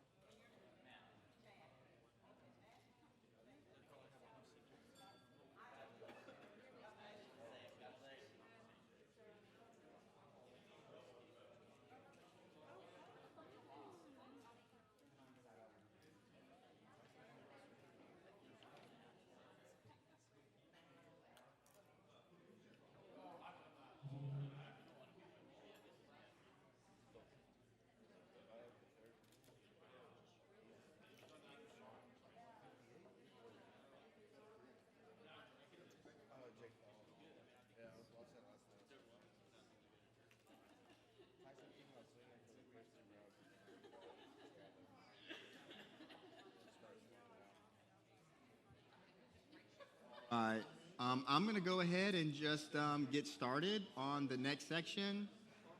Feel free to just keep eating. I'm going to try to run through it relatively quick so that we can have just a little bit of QA time at the very end, and then we'll end as close to 1 as I possibly can. And I'll stay after for a little while for anybody who wants to ask any specific questions. And I'm going to try, if I can remember, to add a couple things to this after the fact. And again, it's a living document, so as long as you scan that or take that with you, you can just kind of access kind of all the research and stuff, okay? So we are going to talk about ultra-processed seed oils. So first, what are seed oils? Well, seed oils, another way of looking at it would be like crop oils. So you've got canola, which really is rape or rapeseed, however you want to say it, which is really more of that's a popular product from Canada. Soybean, sunflower, cottonseed, corn, grapeseed, rice bran, safflower. Those are all, and they come from the seed, right? Seed. Now, I'm not saying all seed oils are bad, so I want to make that distinction really quick, okay? So if you were to get some cold-pressed flaxseed oil, for example, that's organic, it's going to be really high in omega-3s, which we tend to be deficient in. Omega-3 and omega-6 are also essential fatty acids, meaning our body cannot produce them, okay? And we'll talk about that a little more later. But if you were to get some cold-pressed flaxseed oil, I'm not saying that's bad. It's probably actually good for you. Here's the thing. You're not going to be able to cook with it. And you can't keep it very long because it starts to oxidize quickly, okay? And you can think of oxidation as like oil rust. I know that. I'm just trying to make it simple, right? Like rust is to metal. Oxidation of an oil is like, think of the oil rusting, okay? Like trying to give you a visual. So flaxseed oil, because it's omega-3, it's high in omega-3s, it just doesn't last very long. And if you want to buy it, you need to keep it in the refrigerator. You need to make sure it's organic, cold-pressed, and it needs to be something that you maybe drizzle over your salad, something like that. But you don't want to cook with it, okay? Does that make sense? So that is a cold-pressed organic seed oil that I'm saying is good, okay? But what we're going to talk about is ultra-processed seed oils. So when we talk about soybean, the major ones that you see, so if I pick up this, it's going to, which one's here? This one's peanut, okay? Canola, which is rapeseed, or rapeseed, or however you want to say it, and sunflower oil, okay? So those are all seed oils. The oils that are not seed oils would be olive oil, especially extra virgin olive oil, which means it's the least processed, right? So extra virgin, least processed, okay? I don't think I have any other oils up here. I've got a couple of things of olive oil. Oh, I do. Coconut oil, so like a extra, or like an organic virgin coconut oil. So this is cold pressed and unrefined. It's going to taste more like coconut, so you have to be willing to do that if you're going to cook with it, right? The profile of this is higher in omega-9. It has almost like no omega-3, if I remember. There's also not a lot of polyphenols in this, and we'll talk about polyphenols in a second. But for cooking, it's a decent oil. It's also really good for your skin. I use it for my skin. I didn't use it today because I woke up really early. Forgot. But I put it on my skin, and I put it in my hair. So it's, if you want to replace like lotion or something, you can just use this. My hair, I'm mixed, so like my hair is a little curlier, it's a little coarser, so it may handle coconut oil in it a little better, than a thinner hair. But it's also a natural, what's what I'm looking for? Sunscreen, thank you. It's a natural sunscreen. I think it's around SPF 5, so not crazy. It's not crazy, but it's better than, if you really research what's in sunscreen, you probably would rather just take the sun, okay? So this is cold pressed and unrefined. If it says organic, it's going to be cold pressed and unrefined. Yeah. And this is going to be the cheapest of the healthier oils if you want the organic version. And this would probably be the more expensive, okay? So seed oils have been around since the 1800s, but they really became popular in the early 1900s. One of the more popular experiments with seed oil is actually taking cottonseed oil, which is not something in its traditional state that humans can consume because it has, I can't remember what the compound is in. I think it's like gollyposol, something like that. It starts with a G. It's some compound in it that just makes us sick, right? So they've engineered the cotton, if they're going to use it for cottonseed oil production, to be lower in that specific compound. It's on here, I can't find where it's at. And what they did is then they hydrogenated that cottonseed oil from crops to make Crisco. So the old version of Crisco, the original Crisco, which is where they wanted to figure out how can we use excess, how can we basically strain every fraction of a penny out of cotton production and sell it. And they were very successful in it, right? And that kind of was a major thrust for ultra-processed seed oils being in practically everything we eat. So we don't have time for it. I was going to do the label checking at the end, but I just felt like we needed something to kind of break up the session, so I put it in the middle. But seed oils are in practically everything here, to include bread and crackers, which you wouldn't think would be oily, but they have soybean oil in it, palm and or soy and or whatever else. Oh, it's Gossypol. It's right here, Gossypol. This has so it's rapeseed oil, and it's low uric acid. Uric acid is not good for humans, so it needs to be under 2%. So they basically, after World War II, they started engineering rapeseed to be low in uric acid so that they could sell it. Again, Canada is a larger exporter of that specific, which is where we get canola oil from, which is Canada Oil Low Acid. So canola oil stands for Canada Oil Low Acid. So they don't put canola on here. They put rapeseed, and it seems healthier, but you're basically drinking, well, with the full fat version, you're just drinking canola oil with some oats. That's pretty much all you're drinking. Yes, ma'am? There is another of the oat milk. There's another Oatly with it what? Another oat milk that only has the oats. Okay. So there may be an Oatly that's like no fat, 0 fat. Now, when I drank this was the tastiest version, the full fat version, but basically it's tasty because it's just full of seed oil, ultra processed seed oil, right? So this was my favorite one, and it's down here, it's like DHA, omega-3, like all the good stuff. And if you look up the profile for canola oil, we'll just call it canola oil for now, which they have to say that it's low uric acid because low uric acid is not good for us. We weren't intended to eat it or consume it, so they had to get it down as low as possible for human consumption.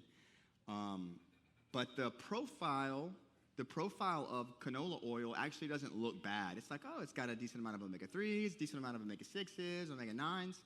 Well, the problem you run into is if for some reason we had a farmer out there who was just taking the seed and just getting a bunch of seeds, say they were organic, and somehow they had low uric acid, and he's just crushing these seeds, and out comes like a greenish substance called canola oil, and we were using that, right? That would be essentially similar to cold-pressed flaxseed oil. So I guess if you could get some cold-pressed canola oil, it wouldn't be as bad if you like drizzled it on something. But what makes them so bad is they are ultra-processed. So think just the same thing that makes this stuff bad is the same thing that makes these oils bad. So these oils are being heated multiple times in the processing because you're trying to get something that that would regularly look like a dark murky color, whether it's a dark greenish brown or like a dark amberish brown or just dark yellow or something, and you want it to look like. So we think, okay, that's what they look like, right? Far would be your left. Yeah, far left is canola, corn, soybean, right? But they come out looking like that, right? They're super clear, pristine. They're odorless for the most part. They don't have much of a taste to them. They're mostly transparent, just enough color, right? And the processes that they go through, you can look at some of them in here, of heating. There are things that are added, chemicals are added in the processing of these, hexanes and other things like that. So you come out with this final process, oil, which is really devoid of a lot of the nutrients that it should have, right? They may say heart healthy or whatever because it has a lot of omega-3, and because its omega-3 is higher than its omega-6 or omega-9, then now it's heart healthy. But as there's a lot of research that's really pointing to these as not being very healthy for us.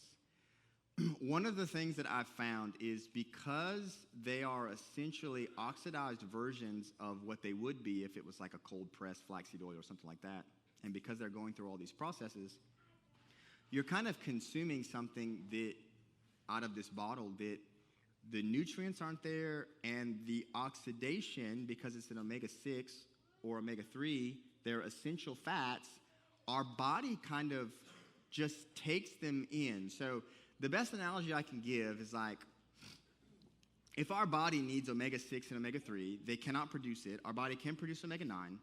Then think of omega-3, fatty acid, and omega-6 as kind of like a building block, okay? So if you were to build a house, like nails and like what any other metal would just be like another building block. Now, imagine if the only nails, screws, and bolts that I gave you, like they were all excessively rusted, but you had to build the house with them.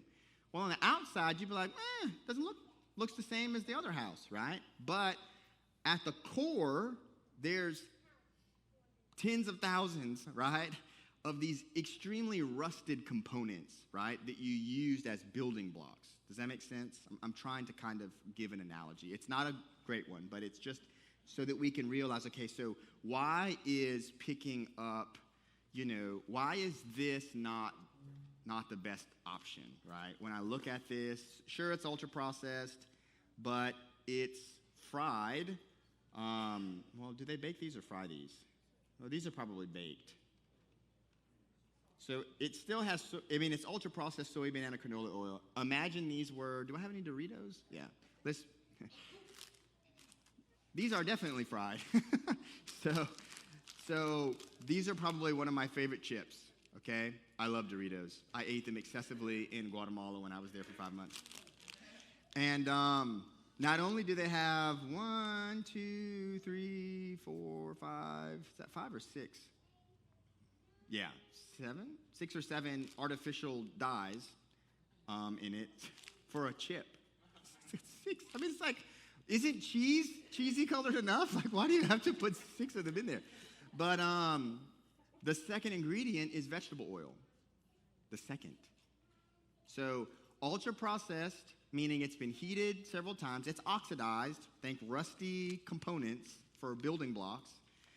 And it's using canola and or corn oil as the thing that they're then fried again in. So these oils are going through frying processes of their own to get them to looking pristine and odorless, colorless, have a long shelf life. Because oils should go rancid after a certain period of time, right? And then you're taking them and then you're frying it. And for maybe these, I don't know how many times Doritos fries it before they change their bat, but when you go to Chick-fil-A or whatever, they don't like fry it one time and then say, okay, pour that oil out, let's put some fresh in, right? It's fried and fried. How many, you've had some fried things that you were like, okay, that oil needed to be changed. Well, that was probably 100 or 150 times, So just imagine the oxidation compounding. Okay, so why should we care about oxidation? Oxidation is pro-inflammatory to our bodies. And because statistically Americans consume approximately upwards of a third of our calories in ultra-processed seed oils, that's a lot of room for oxidation. And you'd think, no, there's no way I consume that much. Well, on average, you consume 100 to 120 pounds of sugar annually, and on average, a third of our calories are from ultra-processed seed oils, because both of those things are in practically everything. If it comes in this, if it's a brand name, I can guarantee you it has both of them, and they're normally towards the top, right? Some of the things over here, I allowed a seed oil to be in if it was an organic form, and it was toward the very end, right? But if it was like, if it's toward the top and it's ultra processed, then it's just got to go over here because it's bad, okay? So it's a third of our diet. Now, it hasn't always been a third of our diet, right? If you go back over 100 years, what did we eat? Well, we ate butter, we ate lard, we ate beef fat. Baking was done with lard. I remember my brain was like, wait a second, they used animal fat in their baking products? You know what I'm saying? It was like, why would they do that? The vegetable version is so much better for you. It's like, it's not, though, right? Now, you can do research on the oxidation caused by seed oils. Again, I've got some stuff in there, but you can go down that rabbit hole. This is probably one of the most controversial topics in health circles right now, is ultra-processed seed oils, are they good or are they bad? Because there's a lot of money in saying they're heart healthy. Does that make sense? Cheerios are heart healthy, right? I mean, it has the American Heart Association right on the front, right? I'm just, again, this is for profit, not for nutrition, and I just want us to kind of understand you've got to look at things a little differently, okay? But we consumed, as far as fats are concerned, animal products or animal byproducts were the majority of our fats. And then there were things like avocado, which is a fruit, olive oil, which is fruit oil, essentially. We don't think of olive oil as fruit oil, but it's fruit oil because we get it from the fruit of the olive. Does that make sense? Right. And it's not ultra-processed. You can get as minimally processed olive oil as you want. I actually was going to get a bottle of I can't remember what it's called, but it's like this first press. It's greener, and it's like doesn't last as long. It has some of the stem and some of the other components in it. But if you go back, all of the things, wine, olive oil, they were all made in this very natural process, and it contained things that our body needed. But when we go and we want to take this, there's another bottle that I have back there, but the difference between olive oil and extra virgin olive oil is olive oil can be mixed, it can be more refined, it can just, you know what I'm saying? It can go through some of the same processes that this goes through, but if it's going to be extra virgin olive oil, then it can't go through any of those processes. Does that make sense? Yeah. So it's those processes that are turning what really some of these oils aren't the best for us, because I want you to think about it. How could we eat cottonseed? Like, how much cottonseed would you have to eat to equate to a third of your calories? You know what I'm saying? Like, it would just be impossible, right? God also there's a compound in cottonseed. We talked about it earlier. It's in there that actually it's not good for us, right? It makes us sick. So these are just kind of some things for us to kind of have in mind as it relates to these things. And I just want to talk about these just really quickly. Let me see where I'm at. So this isn't all inclusive, but we just talked about it. A fruit oil, you've got butter, which is a byproduct of an animal, right? And then you have, the animal itself. It's fat, right? So like rendered beef fat, all right, which is tallow. It could also be lard if it was, I think, is that pig fat lard? So I would encourage you to look at this research to make your own conclusions on, am I going to continue using ultra-processed seed oils, or am I going to try to reduce it? Am I going to try to include some healthier fats in my diet? Because fats are not all created the same, right? And they don't all have the same impact on our bodies. Some are necessary, omega-3, 6, some are not, omega-9, you know? And for us as Americans, our omega-6 and 3 ratios actually are out of whack, which also leads to inflammation. So not only are we consuming ultra-processed oils, but then the ratios of essential fatty acids within them are all out of whack as well, which is inflammatory on top of the fact that they're already oxidized. So I know that's a lot. Any quick questions about just what I said? Yes. So avocado, I believe they get it from the fruit of the avocado. I would have to double check, I'll be honest with you. I know that it's better than the ultra-processed seed oils. I currently don't use it because, and we're going to get to this, I've just found so many health benefits with olive oil and just butter that I personally don't use it. But I would say it is better than the ultra-processed seed oils if you can get like an organic cold-pressed variety. But I'll do a little more research and I'll put something in there specifically on avocado oil. When you say seed oil, you mean all seeds? Because there's grapeseed and sesame seed oils that I know are beneficial, but do they still have that kind of high process? So I started with the disclaimer, I'm not against seed oils. So I am against all ultra-processed seed oils. There are certain seed oils. I just used flax seed as an example because I know that it is extremely high in omega-3s, but I know that it's very easy for it to oxidize and go bad, so you have to keep it refrigerated and you don't want to expose it to heat. Does that make sense? I would say a similar thing about sesame and what was the other one you said? Grapeseed, yeah. I know that grapeseed kind of falls along the same line as the flaxseed. I believe it's higher in omega-3s, but I also think that it's very easy for it to oxidize, so you don't want to apply it to heat. So I cook with this, or some type of lard or beef fat or something like that. But you need to get like actual lard or actual beef fat because a lot of times they'll be in like a container and it contains BHT and all of these other things to basically like just keep it on a shelf, right? So you would just be eating preservatives, well, cooking the preservatives really, and then eating them. So if you're going to go that route, you might as well actually, kind of just get it from a butcher or something like that, So that's what I would try. Or Lineage is a really good brand for beef tallow.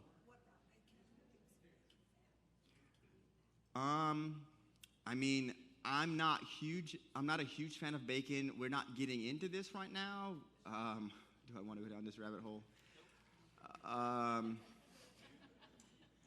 So I'm just going to say, one of the things we didn't talk about much actually is cancer. And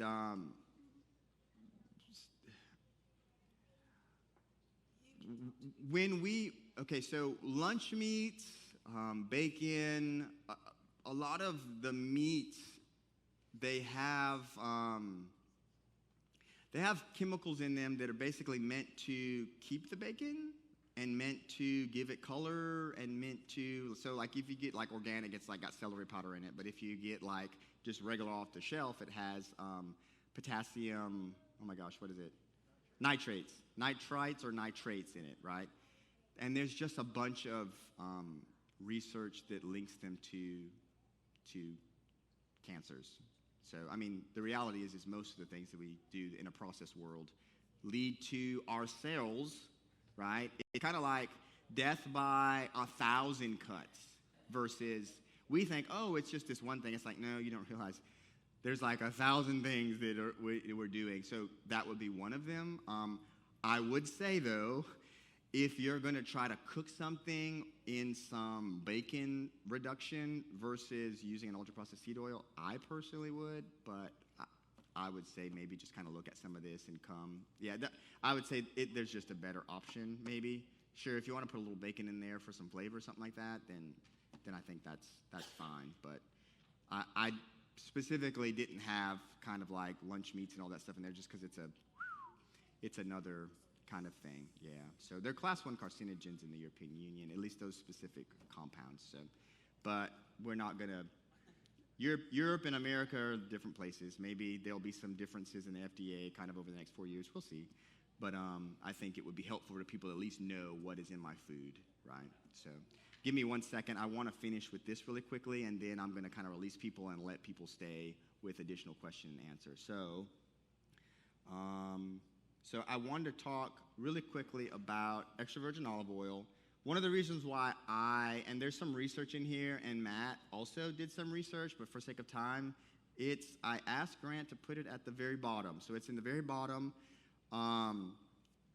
There are, oh my gosh, I can't remember, I think over 20, at least currently known, polyphenols within olive oil, extra virgin olive oil.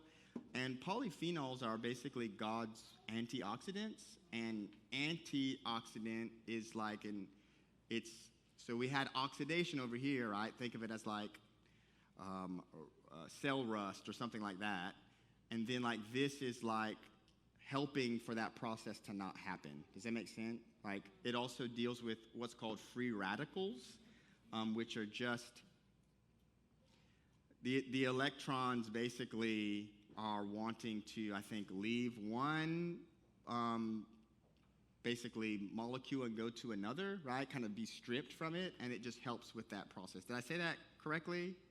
Yeah, it's good enough. I mean, to be honest with you, I don't really understand it. That's why I said it's like cell rust, right? Like I just know that it's not good for our cells, right? But in nature, there are things that God intended that actually help with the process of just living in this fallen world, whether it's sunlight, whether it is other oxidative stress that happens through diet or lifestyle or whatever. This is one thing that helps with that, all right? One of those specific polyphenols is actually that I asked Matthew to research, and it's down there toward the bottom. It's called, oleocanthal. Is that how you say it? Yeah. Oleocanthal is just one polyphenol, right? And it has a host of benefits. One of them is it has an anti-carcinogenic effect, meaning it's anti-cancer for our bodies, right? And this diet I didn't want to say it, but it's leading to us being sick. I won't say it's killing us, but it's leading to us being constantly inflamed, right? At the cellular level, it's inhibiting our mitochondria to actually produce energy, right? And then there's just a host of other things, right? We can get into the fact that if we have chronically high sugar in our blood system, like in our veins, right, then there's a process called glycation where like that can start to even cause damage within the blood cells, and then we can actually get the blood starts to stick to the wall, right? And now we start to develop clots, right? Now, again, I've tried to link all of this in there, and you're like, okay, this seems overwhelming, Cornell. But it's really simple, okay? When I go to the grocery store, I pretty much go around the outside of the grocery store. There's vegetables. I don't care whether they're organic or not. I'll wash them really good, right? Fruit, vegetable, like single slices of meat. You know, I don't tend to get ground. I just don't prefer ground meat as much as I like just a solid slice of meat. There's butters. There's milk. Well, that's not milk. There's milk. Sometimes I'm starting to even do grass-fed, which is raw milk, grass-fed raw milk. And I just kind of skirt the outside. Every now and then I'll get something from the inside, but those inside aisles are almost exclusively ultra-processed. You'll find a healthy item here and there, right, at most grocery stores. But what I'm saying is we just have to realize we live in a world that is for profit, not for nutrition. And we just need to take a step back and say, okay, God, what are some things that you would like for me to do, or our family? What are some steps that we can take that can get us from kind of where we're at, maybe this table, to starting to incorporate some more, well, this table's a little more barren than the other one, to more of this table, and don't guilt yourself. But part of it is just even realizing, okay, so is butter good for me? Right? So when I say butter, what's the first thing you think of? Fat. You think fat, right? Butter is fat. Butter is fattening, right? Like Paula Deen, butter makes everything better, right? But not when it's fried and when it's like loaded with sugar and all that other stuff. But there are compounds in butter. I listed one down lower. C15 is like a recently studied compound that's in butter that has a host of health benefits. And here's the thing. God intended for it to be healthy. I don't have to know it has C15 in it. But science is catching up with what God made, and science is, if it's unbiased, is telling us that what we're making is detrimental to our health because it's devoid of nutrition. It has calories, it has taste, it's nice and crunchy, like the Cheetos, right? But it's lacking in nutrition, and our cells need nutrition. Our body doesn't just need calories. And you can think of all calories being a calorie, not being like calories not being equal, like thinking of, well, if I have an old vehicle, right, maybe it was made in the 1980s, I can't put flex fuel in it, right? I can't put fuel that's up to 15% ethanol in it. I have to put some old unleaded whatever in it. You know what I'm saying? Like I can't use that fuel. It's not going to run well, right? The same, just even if you were using regular fuel, if your car is like, no, it needs 91 or 92, whatever the top is, it's not going to run, 83? 93. 93, if that's where like the compression ratios are designed for within the engine, if you're using 87 because it's cheap, it's not going to run as effectively, right? Well, that's kind of what we're doing when we eat this, right? So, like I said, there's a lot of research that I put in here on milk, the benefits of milk. I mean, my goodness, I remember looking at some research as it related to people who lived on a farm being healthier. One of the reasons why, especially if there were cows, there was specific compounds in milk that would make its way to the dirt, and then humans would breathe in that dirt, and that dirt would have an effect on their immune system. Similarly to pollen in honey having an effect on sinuses, allergies, right? So the body is crazily complex, okay? And I've only just kind of scraped the surface with you all. And in hindsight, I would have made it a little more abbreviated in how much we talk about. But what I want to do is okay, so those are some simple action steps. I mean, what I do is I would encourage you all to just do your research. I'm not telling you need to stop. I'm just telling you there's a bunch of research, and if you read it, I think you'll come to some conclusions of, hey, let's kind of cut out some of the ultra-processed, and let's start including some of the fruit oils or some animal products or animal byproducts, all right? Can I ask you a question about butter? What's the difference between butter and cream butter? If the ingredients on the back are the same, then they probably whipped it.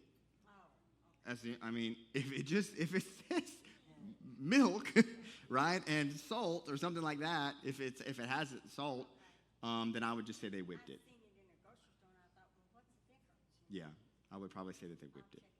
Check it out. Yeah. Okay. For time's sake, I'm going to release all of you. I think Brinson actually wanted to pray something real quick. Do you still want to pray? Okay.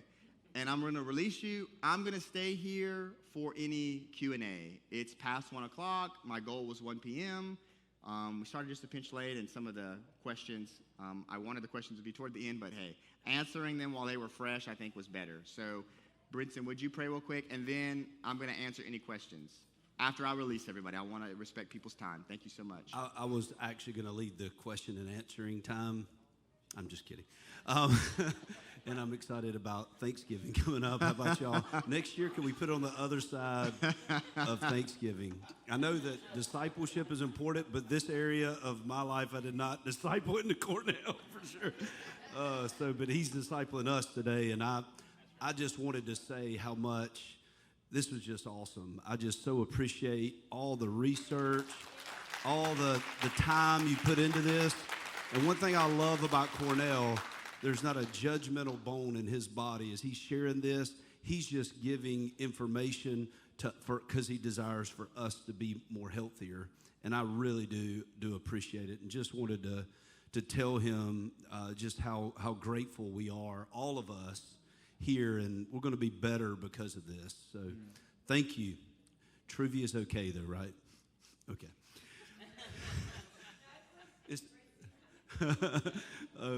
Let's pray. Father, I thank you for this time. Thank you for how much we've learned. God, thank you for Cornell. Just to ask you to bless him. Lord, thank you for what he's brought us today to help us to really to extend our mental health and well as our energy and all kind of things to be able to accomplish your will in the earth. And Father, we thank you for it and just ask you to bless every person here and help us to just take a small step daily, which adds up to a changed life, God. Yes. And we just thank you for it, God. And we bless you and we love you in Jesus' name. Amen. Amen. There it is. Hey, so I did tell you that I was going to leave you with 3 steps, okay? So if I could say, hey, if there's only 3 of the 7 steps that we talked about, if you could do them, I would say try to reduce your sugar, try to walk more, and where you can, try to reduce ultra-processed seed oils. I mean, I think those are 3, to me, they're simpler, right? But I think the walking one is the easiest, but I think the other 2, just being mindful, okay, less sugar. With that, you got to get rid of the artificial, but then starting the process of thinking about ultra-processed seed oils, okay? All right, love y'all. Thank y'all. I'll stay here if anybody has any questions. You can just come up and ask me.